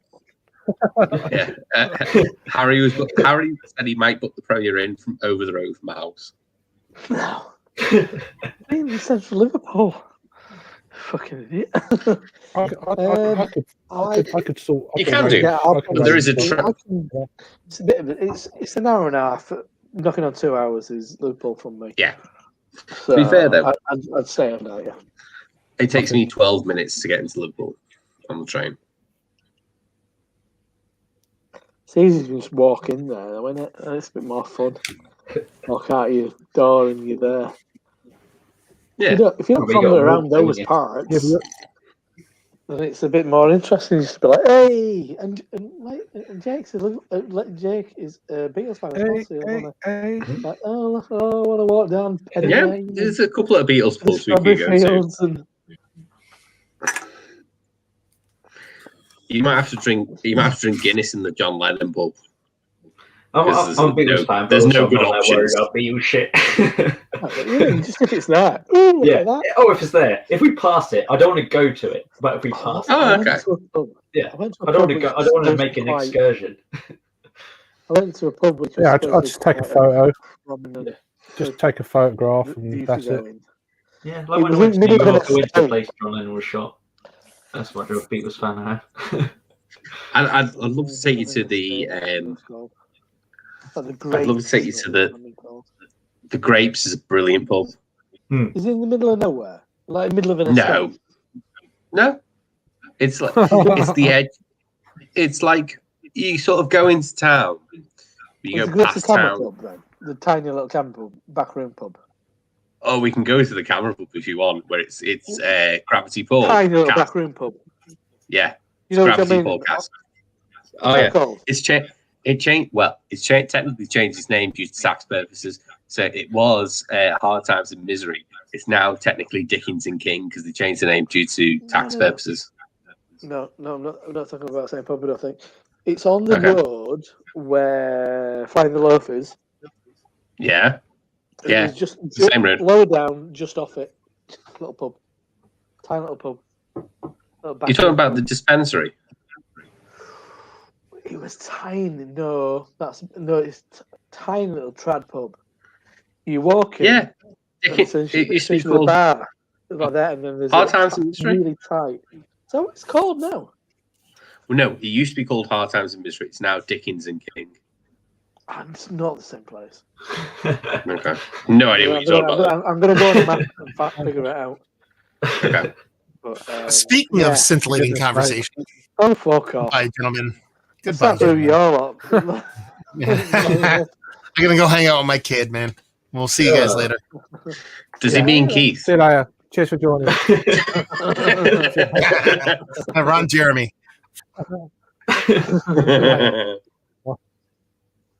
Nice. But yeah, July could be doable if This second I'm allowed. weekend, Harry's booked it off. I can definitely do the Saturday.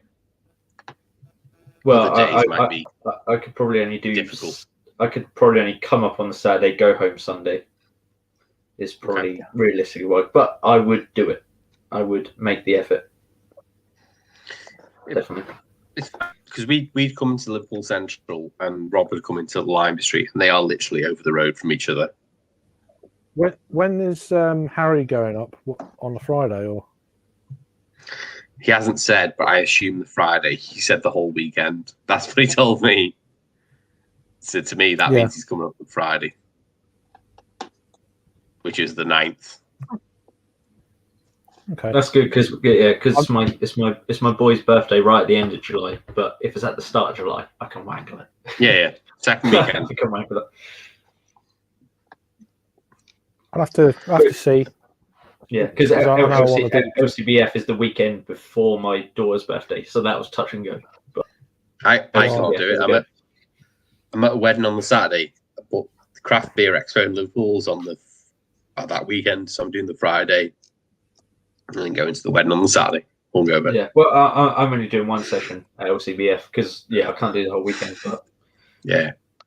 But I'll join Craig, Harry, and Peter for one session, and then go to a few places afterwards. And shit. Did Peter get a ticket? Because he didn't have a ticket beforehand. No, he got the whole Hulk, didn't he? He got the full ticket. I think. Did he really? Yeah, I think. Did he? Yeah, I think he got the. Oh, I think he yeah, said he got the full ticket. I know. LCBF he did, yeah. Yeah. Oh, right, I didn't know that. Yeah. I know Harry has. I know Harry. Yeah, did. yeah. No, Harry and Peter have. Yeah. He did. Ah, okay. For Bristol, me and Harry only got the Friday. That's all. Yeah, that's what I'm doing. But I bought my Hop City ticket to the day. I looked at Hop City tickets, but I couldn't. Are they all sold out?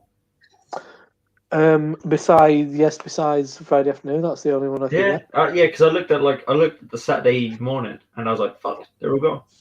My mate had a Yeah. discount code. Craig doing the new Leeds festival.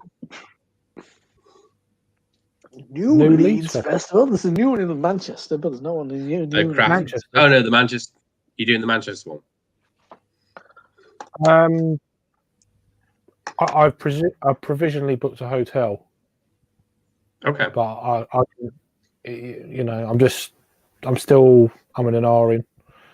There's a lot of things going on in the summer, but then also I want to do some stuff with my daughter as well. So it's like, Yeah. Plus, you don't know what's going to happen and stuff. Lockdown ends and it could go to fucking. Everyone goes mad. Yeah. So We'll there's a find bit of out. that. We'll find out. Yeah, We'll find out in June.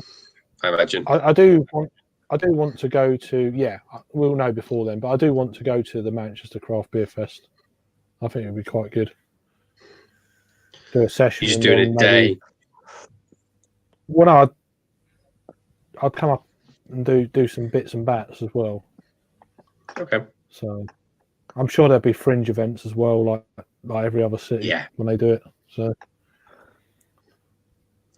it's been a while since I've been to Pill Crow. Definitely want to go there. The Roscoe's Head is the pub in question, Adam. Oh, I'll go with the It's flow. alright, I will go with the flow like I do with things. I don't like planning because you don't know. As soon as you get beers involved, plans go out the window. So Paul would like Roscoe's Head.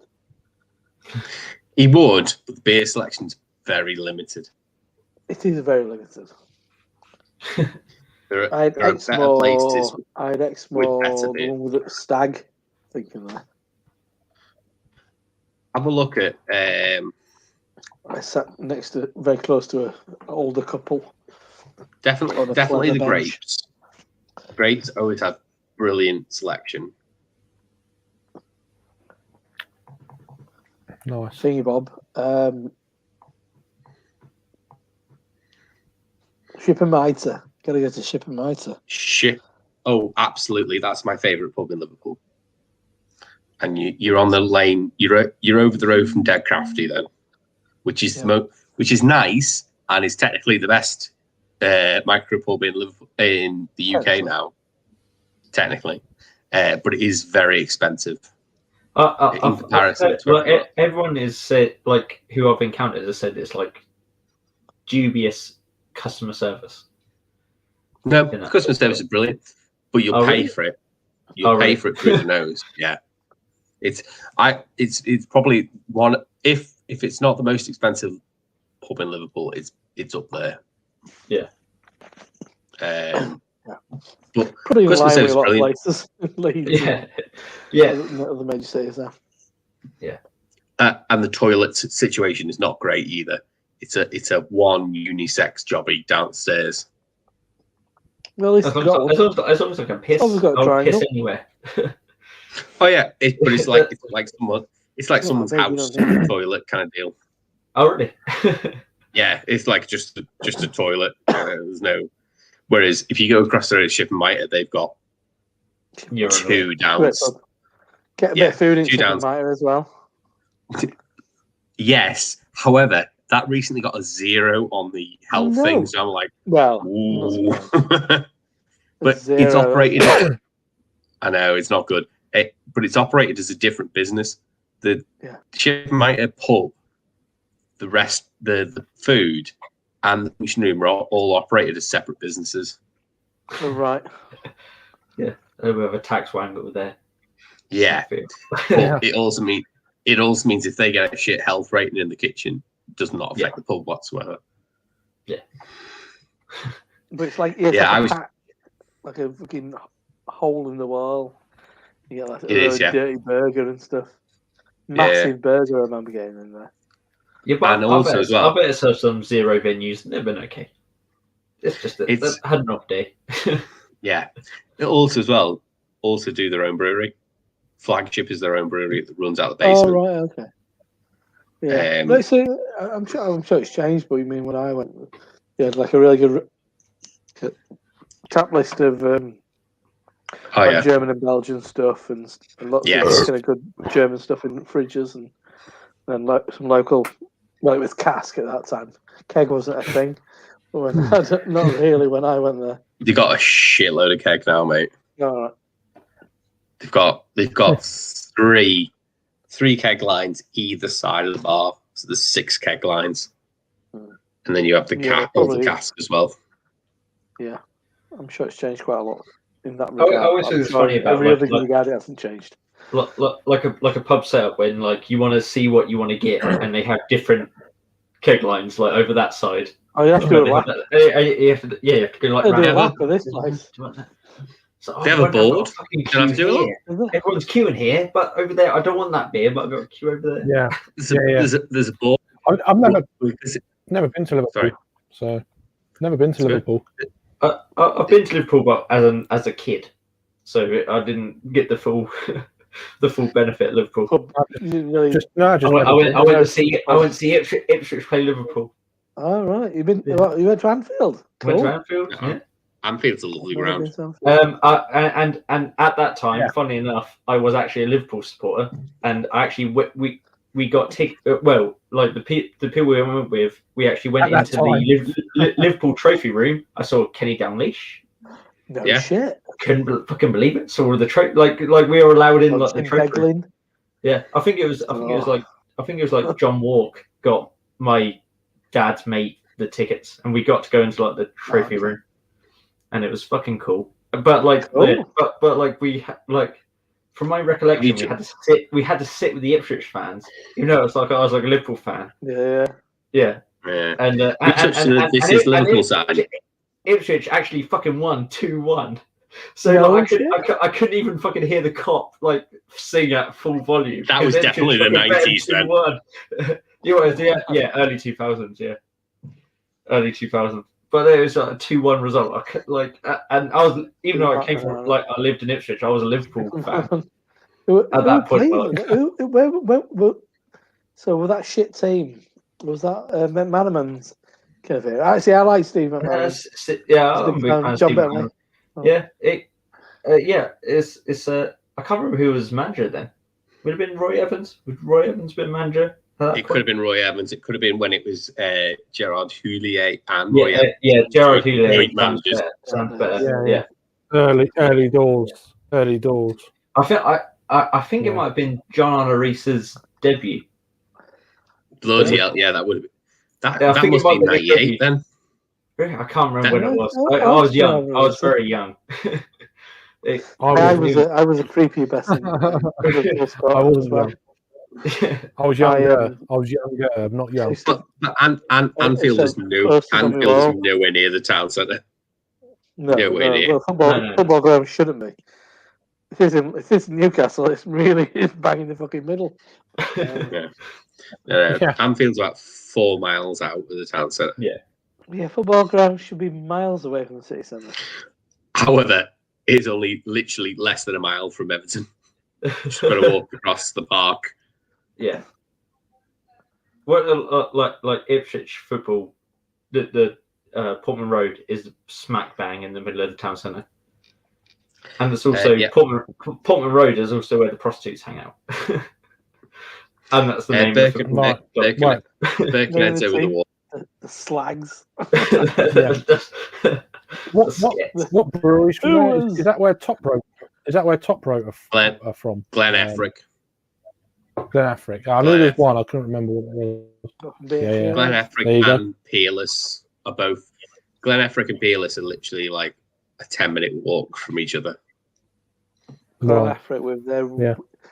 their non-style curtailing Yeah. decisions. Yeah. Fucking stupid arseholes. There's a Yeah, reason. and then they- Simon's got his big party there, isn't I still can't get my head around that they contract brew fucking Steady Rolling Man. That's fucking bizarre. Yeah, he? Does they still do it? they did. I don't know if they do anymore. Yeah, But there's a All right. Well, probably not. There's a since reason. Dave's moved into a new place, so probably not. there's a now, reason why the head Yeah. brewer of Polly's used to work at Glen Affric, and he doesn't work there anymore. Yeah. All right. Yeah, like Simon were always talking about it. They're going to have a big party there, weren't they? And now pubs, Oh, The yeah. tap room is fine. like places are going to open. There's no talk of it. Yeah, because the tap room you can Just fit saying. approximately 15 people in there, and that's it. No, it's outside though. I'm sure they've got a car park. They do, Stay with it. but it's in an industrial state. The car park is That's approximately nice. 3 Better car breweries. park spaces. Yeah, but they've got, all, Maybe they've got all cars, the come on. Shift I them. thought, they Shift had them. two, I thought they had two sites. I thought They do have okay, 2 I thought they had units. They have 2 Yeah. units over the way. So they have, Okay. sorry, they have 6 car park spaces then, because each unit gets 3 car parking That's not spaces. No, and there's about 6 units on the bit they're on, and they own 2. So I'm like going, I don't know how you're going to organise a party when the tap room can sit approximately 15 people. I You always then feel have like to- I always Simon feel will like sort it out. they're gonna become like the Prof of England, Possibly. where everyone The- just the- brews the beers. The amount Yeah, of the- conditioning units they've got is ridiculous. Yeah, They have it's a massive warehouse. Basically, they own the whole warehouse outright. It's not rented. And they just filled it with conditioning units. The other unit that they've got is just barrels. It's just the whole barrel age project. They have the canning machine is tiny. It's like it is literally. I would say it takes up probably about 1/10 of the whole space that they have, if not even maybe less than that, maybe like a 15th. And the bar is probably like it's hardly anything. They've got a lot of taps on it. Stuff that they brew just for the tap room is probably the best stuff on tap. Apart from the core range stuff. But yeah, they're like 14 taps, but it's one bit. It's like a tiny bit where they're all smushed together, and you've got one toilet, and like I would say 8 booths, 6 people apiece. We got booths That's there it. as well. Yeah, just little booths, but not the shop. Booths don't go that far south. No. The posh booths. It is. Might go to Booths tomorrow. There's not, unfortunately for booths. Jake, there's not one We in got Liverpool. We've got boots down here. The most south booth is literally like less than a mile from my parents. There's nowhere near Liverpool. I've been to Boots before when I've been up north. Can't remember which Decent. one. But yeah. I like the little black trolleys. It was like little, like They're not normal sized trolleys, are they? yeah. Like Because half size, but they're still deep. They're not like you get the half size, No, ones yeah. where they're not, but they're still narrow. deep. They're deep but little. Yeah. They're Whiz extremely round, narrow. put all like top of the range salami or whatever you want in there. Like whack it in. What do you want I to do? think You wanna go 2 When I went o'clock to on a Boots, I think Sunday. I did buy snack and salami. I was like, fucking snack and salami, chuck it in. 2:00 on a Sunday, you go and get the roast chickens at half price. Oh well, like whole cooked roast chickens. Yeah. From Booths? Yeah. Really? Ooh, What didn't know booth are about you that. shopping in? Skipton. No, Ilkley. Sorry. Ilkley. Yeah, Sorry, no, they got a wouldn't hot food counter in the one in there. Oh, yeah. one in Yeah, Berska. no, you're right. Yes, I can see it now. Go past fruit and veg, past the bread. It's in the corner. Next Yeah. to the fish. You're there. Next You to fall- the you ground fall- meat, next to the Fall cheese. over the wine offers. I always fall over the wine offers. They're right by the frigging door. It's like a Oh, case of wine. I'm going to Skipton in October. I'm gonna There you be. go. I'm It's gonna not, be no, it's all it's in amongst Ilkley. Skipton. It's Ilkley is Booths. Skipton's nice. Skipton's Yeah. nice. It is. There's a couple of places Bol- have a Bolton. beer in Skipton. Bolton Manor and Skipton's really good. Yeah. Bolton Abbey. Sorry. Bolton Abbey. Yeah. Oh, Bolton Abbey, yeah, Bolton like Abbey. we've as a family we've been there before, and that's why we're going back. Like because and we were outside Skipton before, whereas now we're just staying in the big fucking house in Skipton. There's like a lot of us, so hopefully the laws There's a- change by then. There's a beer shop called I think it's like the Drunken Shrew or something like that. Yeah. Never Well, been also to we're them. going to go into fucking Leeds as well. Okay. Yeah. Well, Because as far as like beer, yeah, there's not that many pubs really. Narrowboat being I think there's probably some trad one of the places, better aren't there? places. There's some. There's a couple, and there's a you can't move without bumping into a award-winning pot pie. Yeah. I can Yeah, I can put every, you onto every the, shop. I can tell you the one to go to, which has been adjudicated by Stuart Pickard as the best one. Mhm. You go down, you go Is down the hill, you go around a corner. They do very little in there. Just pork stuff. Make sausage rolls. It makes probably more than this, but I bought sausage rolls, pork pies. His pork pies are amazing. And he smokes his own bacon as well. And it's really low ceiling in there. It's a really tiny little place. It's great. It's really good. It's like where the castle is. You know where the castle is. You gotta just go down the hill. Okay, yeah. I've been to Skipton Right. Castle. Yeah, I know that. I went onto a school. I went on a school trip to Skipton Castle when I was a kid. But yeah, the Thingy Shrew, whatever it's called, that's probably your best place Yeah. to go. Let's stick away. There's some micro pubs. I think there's a place called Beer Engine. But it's one of those things where it's like I've got to pick and choose my moments because it's a family holiday. So like, because we years ago we stayed outside Skipton, and then we had someone drove us into Skipton to get the train to Leeds because I was like, we've got to go to Leeds. Yeah. Like if I'm here, we're going to fucking Leeds, and that's where I gave the hard sell to my dad and my brother-in-law. I was like, Yeah, you took them to Bundo, don't you, and stuff. yeah, that was the hard sell. Yeah, It's I like, remember right, saying. we could go to the barbecue place, or there is this vegan Indian street food place that we could go to instead. Better would be. Let's go there. But it's then- really good. Yeah, but then after trying it, it's like, yeah, it's great. Yeah. Yeah, so yeah, I've got to do that. I'm going to fuck off. Craig's still reviewing this fucking barley wine. No, I think it's I think it's done, but it's just I think it's had to chew off. Oh, is it? Yeah. Anyway, toodaloo. Might see you Sunday afternoon. I've got my best of the month, and then I'll probably jump on Harry's thing at some point. Cool. Cheerio. Bye Bye. bye. Rosie coming Craig from. came back right on time. I missed I saw something about Harry's chat, which I asked on Sunday. I don't know. Oh, he said he might be there on the. And I was just coming back, and then he was like, cheerio. I'm like, okay. Cheers for joining, Rob. Anyway, if you watch it after or whatever. I'm probably going to give it about 20 minutes or so and then cut this. So Yeah, it's cool.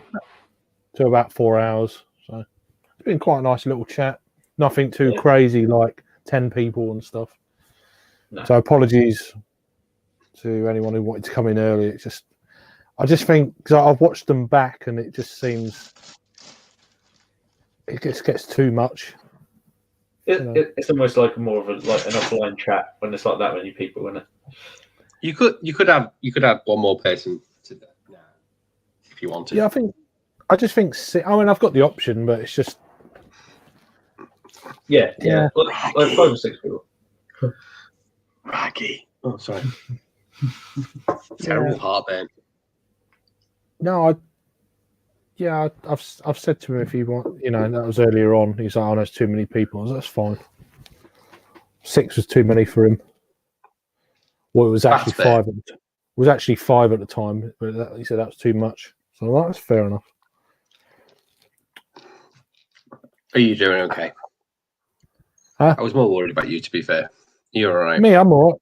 Yeah, I'm all right. Just first beer for a while, and yeah,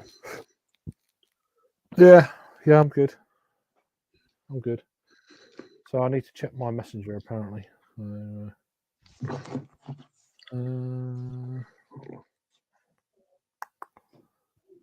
Yeah, sure. Let me just 2 seconds. That's the only downside of not downside, but coming out of the group. It's send individual yeah. thing, which I understand. Okay. I understand why you've done it.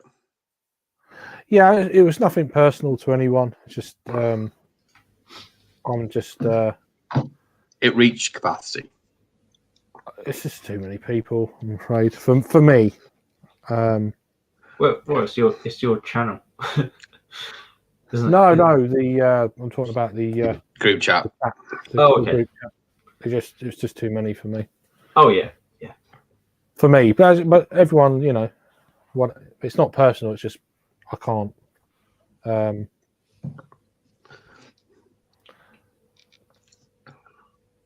There we go. Got Raggy wants to come on now as well. There you go. Can you hold on for a while? I go to the loo.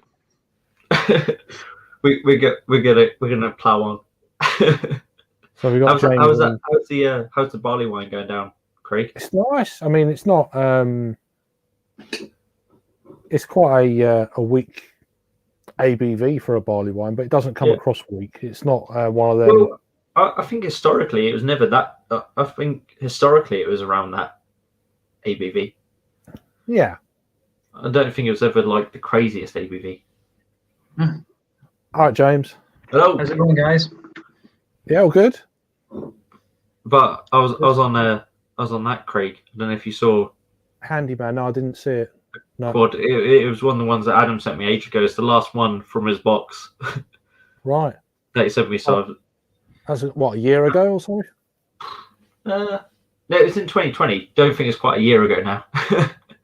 But yeah, get on for that. But it's damn good. It is good. Cool. Nice. But it says a quad, but it's only 8.5. Nice. But nice. How's things for you, James? All right. You done any your review earlier or? Yeah, no, I had a wheeze. I'm working I start work a little bit later now. I start at like 2:30 in the morning rather than like 12:30. So I slept a little bit a couple of hours ago, and then you said you were doing half an hour, so it's like, yeah, I'll join for half an hour and then sleep another little bit and then start work. So yeah. I mean, I got there. Yeah. I mean, I'm only going to be going for another 20 minutes or so, but yeah, no, that's ideal. That gives me like an hour and a half to sleep anyway. So. Yeah, cool. Yeah, I just wanted to pop in and say hello. That's cool. I could do it. I couldn't go to sleep and then wake up and then go to sleep again. Oh, my sleeping patterns are a bit messed up. Disciplined. You're disciplined. You've got it honed in. Here he goes. Raggy. Here he is. Raggy. What's that? Oh, you're on. What's that? You're all right, mate. What? It's wine. Oh, okay. The wife says don't drink. Oh, okay. Yeah, I'll have a cup of coffee then. Yeah. Cup of wine. Yeah. That's a very grapey wine. It's a very grapey cup of tea. It's got a nice bouquet. This Still got that. I've still got that on. There you go. Nice drop of Amber All Road. right, nice. No, no. I'm on this. Don't know how well that shows up. Everyone's showing their buttons. 2 seconds. I will get to everyone as he's got it. Oh, there you go. I'll There you go. put you through. So Your light's terrible, Jim. it's what's the can. It's actually Can't it's the see it. can as well. The cans. Yeah. Great, So yeah. Mohawk Brewing Company, Baba barley wine, 14%, Grappa barrel aged. Grappa. Yeah. Oh, grappa. That's a bit Yeah. different. Yeah, it's quite interesting. I mean, that's it there. Sessionable. It's well for Yeah. Harry Meadows, but maybe not for me. Grappa is a lethal drink. Yeah, Grappa it is- doesn't. To me, it doesn't taste a million miles off cognac, to be honest. Which I think cognac is also like a wine distillate, is it not? Mhm. But that's not surprising, yeah. But this, it's aged. I think it's barrel aged. It's like this brand here, Marolo. Right. Barrels it's aged in. So yeah.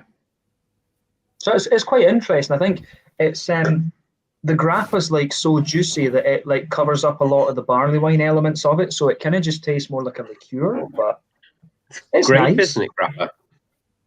Yeah, it's more like Like it's quite like sultanas, you know, it's like a greeny Yeah. white or ready grape rather than a purple grape. But it's nice. I do like it. I think that's what it is, anyway, isn't it? It is a red grape that's aged. I think Yeah. it's time for me I'm- to I'm- assume the normal position. I'm sipping on this barley wine at the moment. Chairman of the board from my hometown brewery. I don't know if you saw Well, one Gads. earlier on. But yeah, I mean, it's quite a low in ABV. It's 8.5, but it's brewed with Armagnac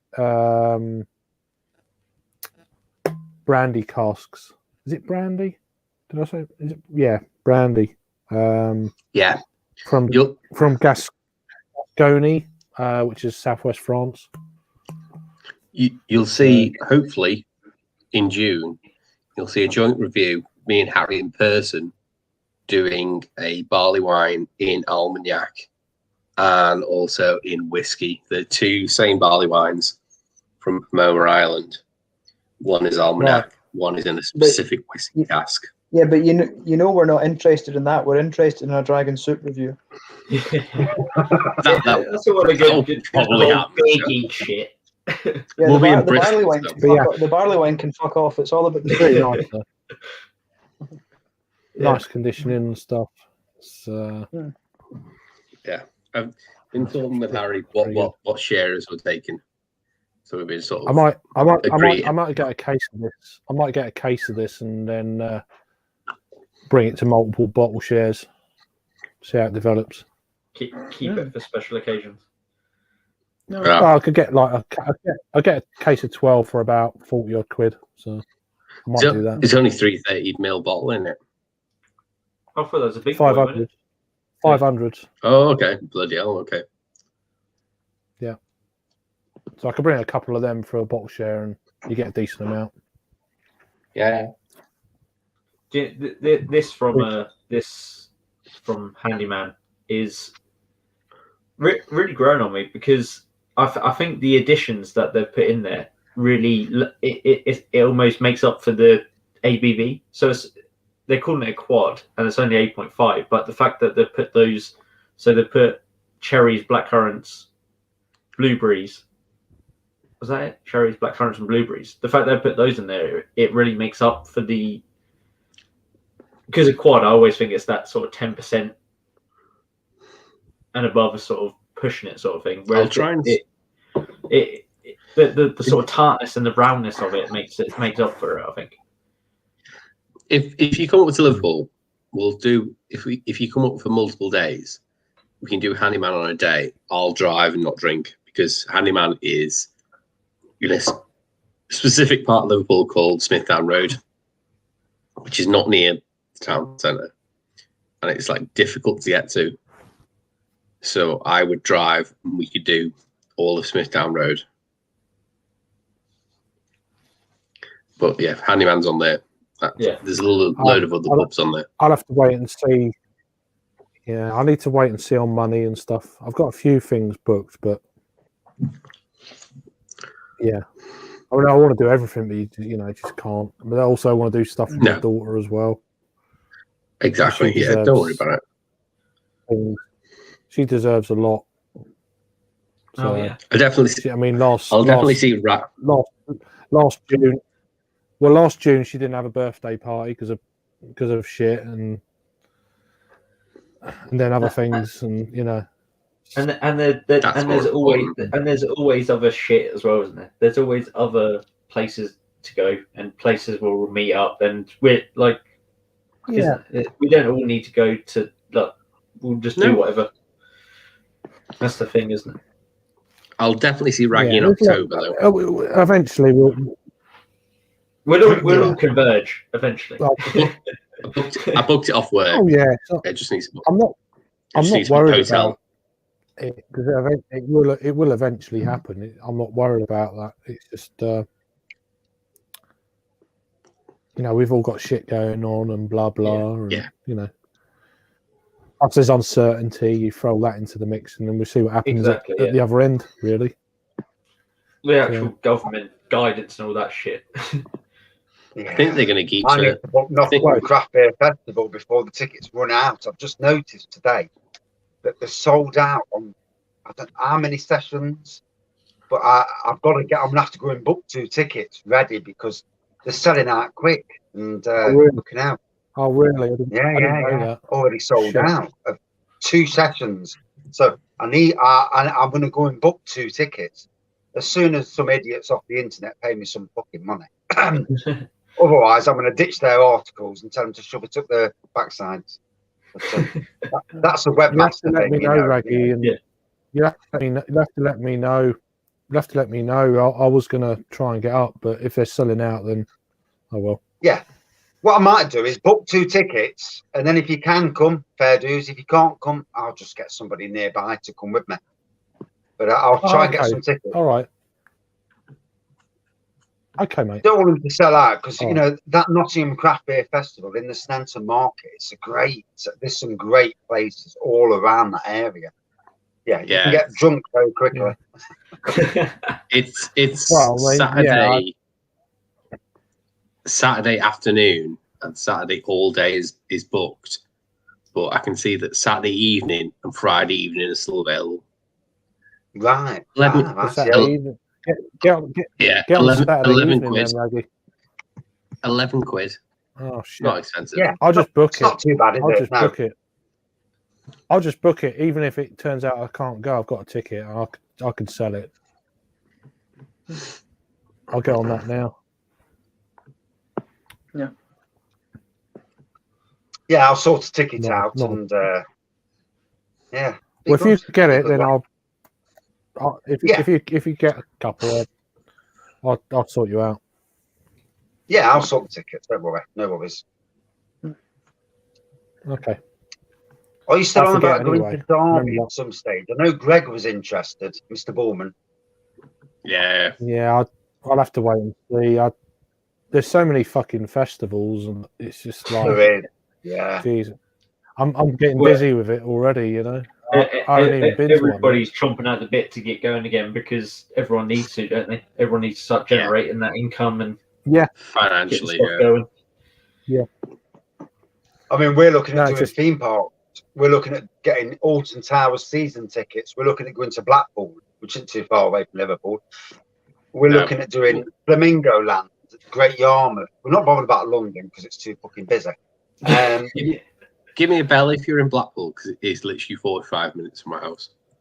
Yeah, that'd be good, wouldn't it? Yeah, me to know. That'd be good. Yeah, doing a bit of a review. See the wife and the child. Want some roller coasters? Get you on the big one. See how brave you are. It's just great that people are going to be doing things hopefully this summer and stuff, and it's just going to be nice. Even if I'm not there, it's just great to hear people doing things, you know. Well, it's just hopefully we can. That's the thing, isn't it? Hopefully we can just do it. That's the whole thing. I just hope it doesn't go. It's been an absolute wipeout year, and I am concerned that it's just going to go tits up. And well, I mean, you see when it was hot weather at the start of the week this week, and people going just absolutely crazy. And that's not even a weekend. That's just a Monday and Tuesday. Yeah. My former workplace, the Arboretum, was in the national news. 10,000 students, and it was fucking students. Idiots. Yeah, hanging off trees, all fighting, and you think to yourself, "Fucking grow up," you know.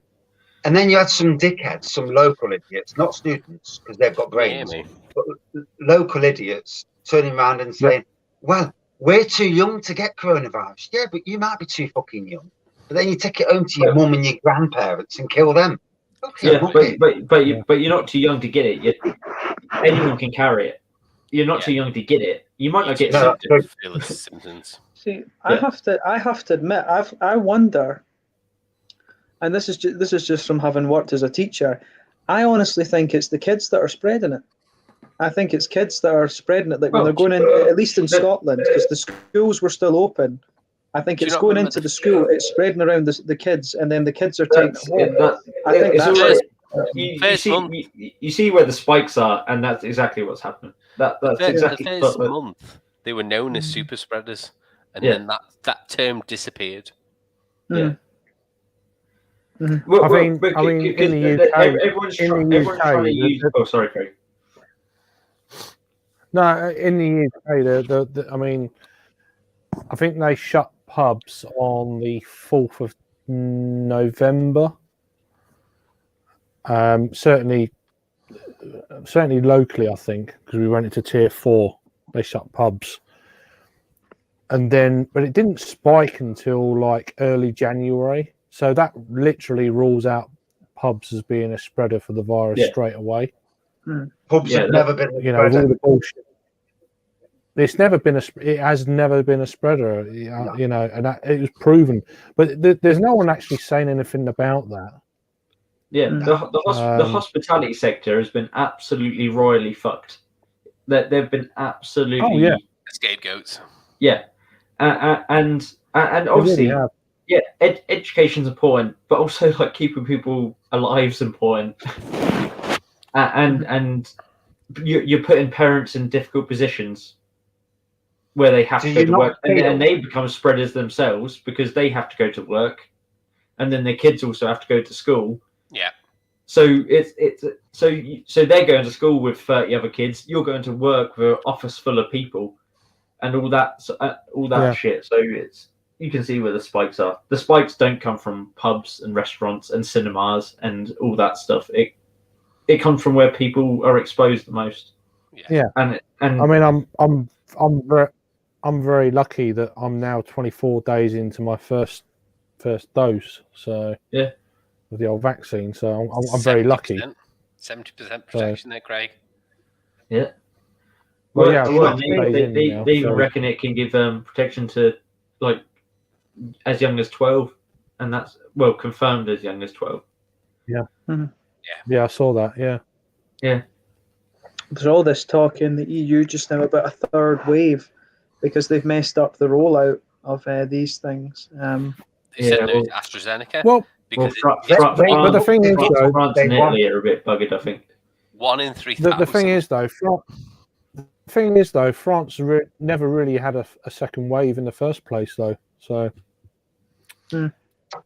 Well, this is the thing in Sweden as well. They're talking about introducing more restrictions in Sweden, and you're like, well, there's no fucking point because you never did it in the first place. You're at the point now in Sweden. You're at the point now in Sweden where you've basically got herd immunity. There's no.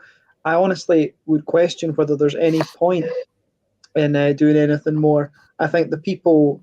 I mean, I wouldn't be surprised if I've had it. Yeah. I mean, the terminology from the UK press this week is half of Britain's have coronavirus antibodies. Yeah.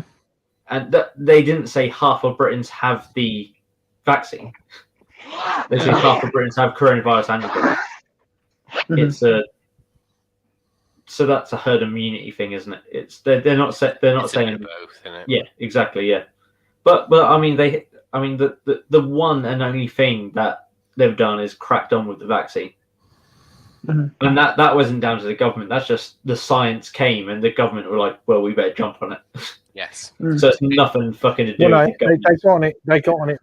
they got on it very early. That's Yeah. probably the But I only agree. thing Yeah. they've done right. Yeah. But it's no applause to them or any fucking thing that they've done right. They fucked up way before that. Yeah, they got notification first out of everyone else because of AstraZeneca being based in Oxford. And I think that's what happened, is that they sort of jumped on it because they had the information first. I think a lot of European countries have said no to AstraZeneca because there's the 1 in 300,000 chance of you getting a blood clot, even though the pill, which is generally given. That's all a load of bullshit anyway. That's a load of bollocks. No, I'm saying this is scientific fact that 1 in 100,000 for the pill gives you a blood clot, but 1 in 300,000 for the AstraZeneca. I think it's a bit of politicking as well. They're trying. I think there's definitely a politicking thing going on there. But I mean, it's the thing is, I mean, you see that in Scotland as well. They're trying to say that you had all these ones trying to say that the Scottish rollout was not going well and things, and it actually has been. We had a problem in Aberdeen City in Scotland. I don't know what happened in Aberdeen, but everywhere else things were being rolled out actually like very well. Something I really don't know what went wrong in Aberdeen, but Aberdeen fucked it up majorly. Everywhere else was actually being managed really well. But I mean, so there's a lot of politics in this. I mean, the UK government are trying to say that the Scottish government can't handle this thing. The EU aren't accepting the British vaccines because the UK is generally doing better than them, and that would create a bad image for them. There's a lot of shit going on. The EU just want to take the cunts with us because we came out of the EU. I'm in no doubt about that. I mean, as I say, in a lot of ways, I'm in favour of the EU, but yeah, there's no doubts about there's some very questionable policies at the top of that. But I guess we don't want to go too much into the politics. With Brexit, all the way along with Brexit, no one ever said the EU is good for ABC. All they said was, if you leave the EU, it's going to fuck you penises. up. And fucking stupid. So many penises.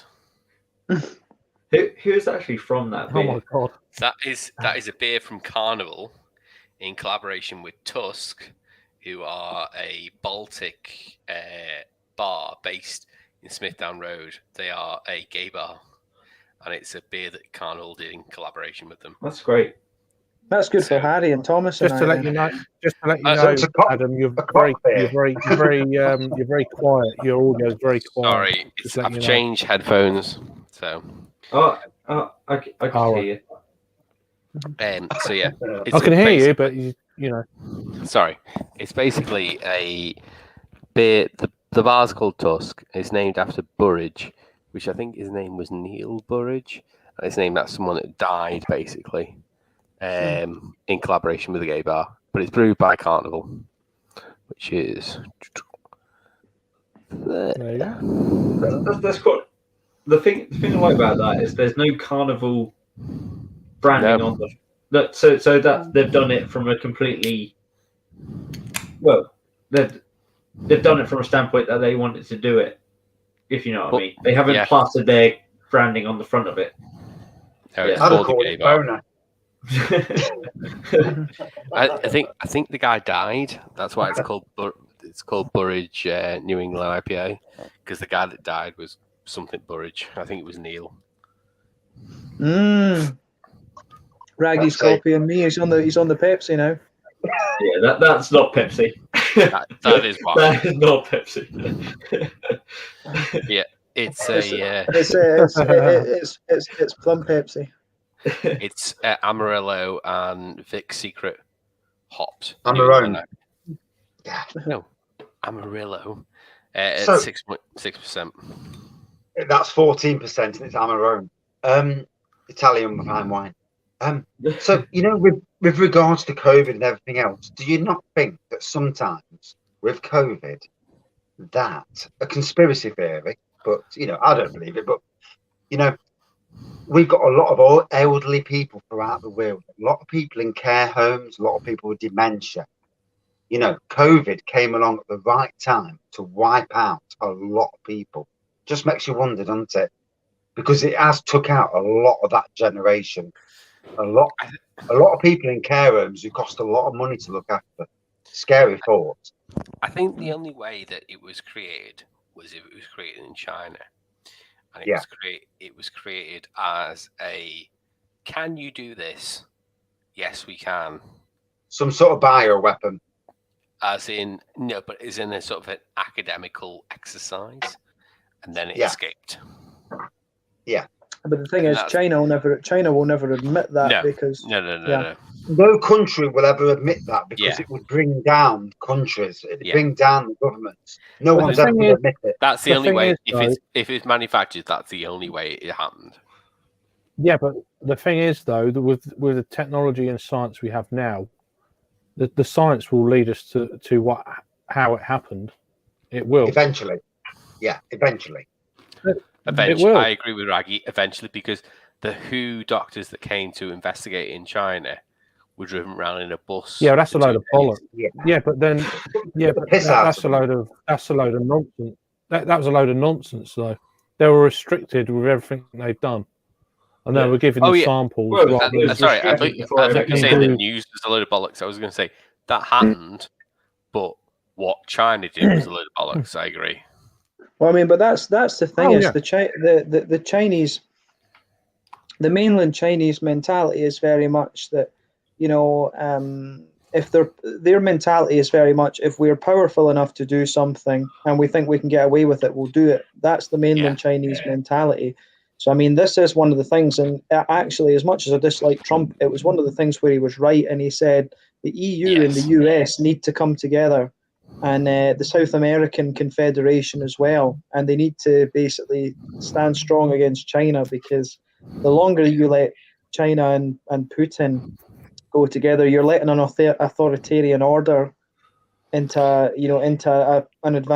advantageous position, and I that agree with that can't happen. That's I agree with that, but he was two-faced in the fact that Trump always said that he would sign deals with China. It was 6 of one, half a dozen of the other. Oh, yeah. Well, yeah, no, I think with him there was definitely some things going on behind the scenes there. They were, both of them, they were basically playing against each other for the cameras and then doing stuff behind the scenes. Yeah. Yeah. Same with Putin. Trump and Putin were up each other's arses. And yet Putin sends his military planes towards the UK all the time just to test our defences. Yeah. And you think to yourself, why the fuck would you bother? We've got nuclear weapons, you've got nuclear weapons, pack the fuck in. Why do you think the Falkland Islands are still part of the Commonwealth? That's precisely the reason. Is the fact that they are the first people to say Russia are launching something. Yeah. I mean, look at China with Hong Kong. How they've acted the cunts there. We're going to have anything up to 3 million Hong Kong residents coming to the UK at some stage. And China have acted the twat there. And, it's and you can see what they're doing in the area around them, where they're taking islands as their own. And I mean, I don't like Trump. I liked him at the beginning because I thought he's great. He's talking sense. Then he talks a hell of a lot of bollocks. And, he fucked himself up really because he talked too much bollocks. Yeah. But some of the stuff he said was true. That's all he had. Well, I mean, the thing with Hong Kong that's interesting is, and I would criticise the British government for this, from a legal standpoint, the British could declare China in breach of the 97 treaty and actually take back Kowloon and Hong Kong Island, but they won't do it. They actually, the British are the ones who have the power to do this, but they won't do it. Because the story of Hong Kong was, Hong Kong Island was given to the British in perpetuity after the First Opium War. After the Second Opium War, they got Kowloon, which is the city across the water. And then there was something else. I can't remember what led to the new territories, but it was the new territories that was given on a lease. So Britain could take Kowloon and Hong Kong back legally, but they're too scared to do it. And they would need the backing of the EU and the even with that, Jim, they wouldn't do it. The amount of stuff that China produce, it wouldn't matter how much backing they got from the EU, it wouldn't make any difference. Yeah, I completely agree with you. They wouldn't do it because there's too much at stake to make a hissy fit over it. Well, I mean that going to goes on all the time, though. I mean, if you look at Theresa May's husband, and if you look at the British foreign policy in general, they've got so much. You know, Saudi Arabia, they're always like they're on Iran like a fly on ship. Yeah. But if you look at Saudi Arabia and then Turkey as well, you're like, I'm not so clued up on Turkey as I am on Saudi Arabia, but you know, Theresa May's husband had a lot of interest in the weapons companies that are equipping the Saudi military. It's a lot of that. Yeah. The thing with Turkey though is because of Crete, with it being partially Turkey and partially Greece. Well, that's Cyprus. Cyprus. That's Cyprus. Greece. Yeah. It's fucked. It's fucked Turkey for the. It's fucked Turkey for the EU. But with us coming out of the EU, that might change. Mm. So politics play so much, don't they? You know? Yeah. I mean, Erdogan's another one of this authoritarian order that's going about. He's an idiot. But I mean, I think I think the whole thing that's going on is you've got a bunch of people in the world now who view some magic guy in the sky as being above the law of the land, whereas you know, in the West, in Japan, Korea, Taiwan, you know, these kind of countries, we view the judiciary in the country as the highest power, and I think that's right. But yeah, you've got China's ruled by a bunch of gangsters, and I think that's it. It makes me laugh that it's the last sort of communist country, really. They're communist just in name, though. That's it. Yeah, and you can't count North Korea because it's a dictatorship. Mm-hmm. Yeah, I mean, Cuba is the other one as well, I guess. But China, because Cuba's also a dictatorship, or it was. Mm. That's one of the other things. So it doesn't really count as a communist country because there's a dictator in charge. China was the one that wasn't, right. But because they've adopted so many. Sorry. Sorry. Sorry to butt in. I've got to cut this down. Unfortunately, it was a great conversation. I love it. It's great. Can you hang on 40 seconds? Offline. Yeah, maybe. 30 seconds. Then you get to 4:10, and it's exactly on. Oh, I'm not worried about that. I'm just, 20 seconds. Come on, wrap it up. 7 seconds to me. Yeah, but no. I just wanted to thank everyone who's joined and stuff, and you guys here now. Everyone in the chat. It's been really nice. Just more of a kind of. I wouldn't say organised, but a little bit more controlled, and hopefully people can hear people more rather than. It's good. It's good to see you back like online, mate. You know, you've been offline for too long. You have to keep it going. I just needed it. But yeah, you're not. I haven't been that great, to be fair. I'm still not quite there, but I mean, I've had 4 beers tonight, so it's not bad. That's Raggy Avenue, isn't it? Finished off Cracky with Avenue barley is wine. it's So. got to be +8. That's +8. And then tomorrow I've got a bottle share. I've got a bottle share tomorrow afternoon in a garden. So run my mate. That'd be fucking quality. I'm jealous of that. Live stream. So there's only 6 of us. No. Well, that's all above board. 6 of you, all above board. A Bristol fashion. Yeah, in the garden. So yeah, he's got a decent beer, not shed, outhouse as well. So well, like a we'll have to wait and see. But anyway, I just want to say thank you to everyone here. Cheers, James, Billy, Jake, and Adam. Appreciate it. And then obviously there's a few earlier, Rob and Matt. There's someone else as well. Oh, Thomas as well. Thomas, and everyone in chat. So I really don't do thank appreciate Thomas. It. So never thank Thomas. I appreciate everyone, even if they're twats. You know, not a problem. Mainly Thomas with the open flick. The open flick. I'll just apologise. Hang on. Yeah. Nah. Yeah. Yeah, we'll sort that. I don't get it. It's bizarre.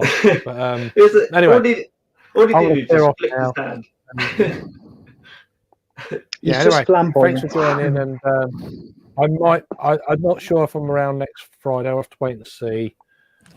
There's a few uncertainties about that, but because I need my daughter needs to see her grandparents, so I might be having to sort that out.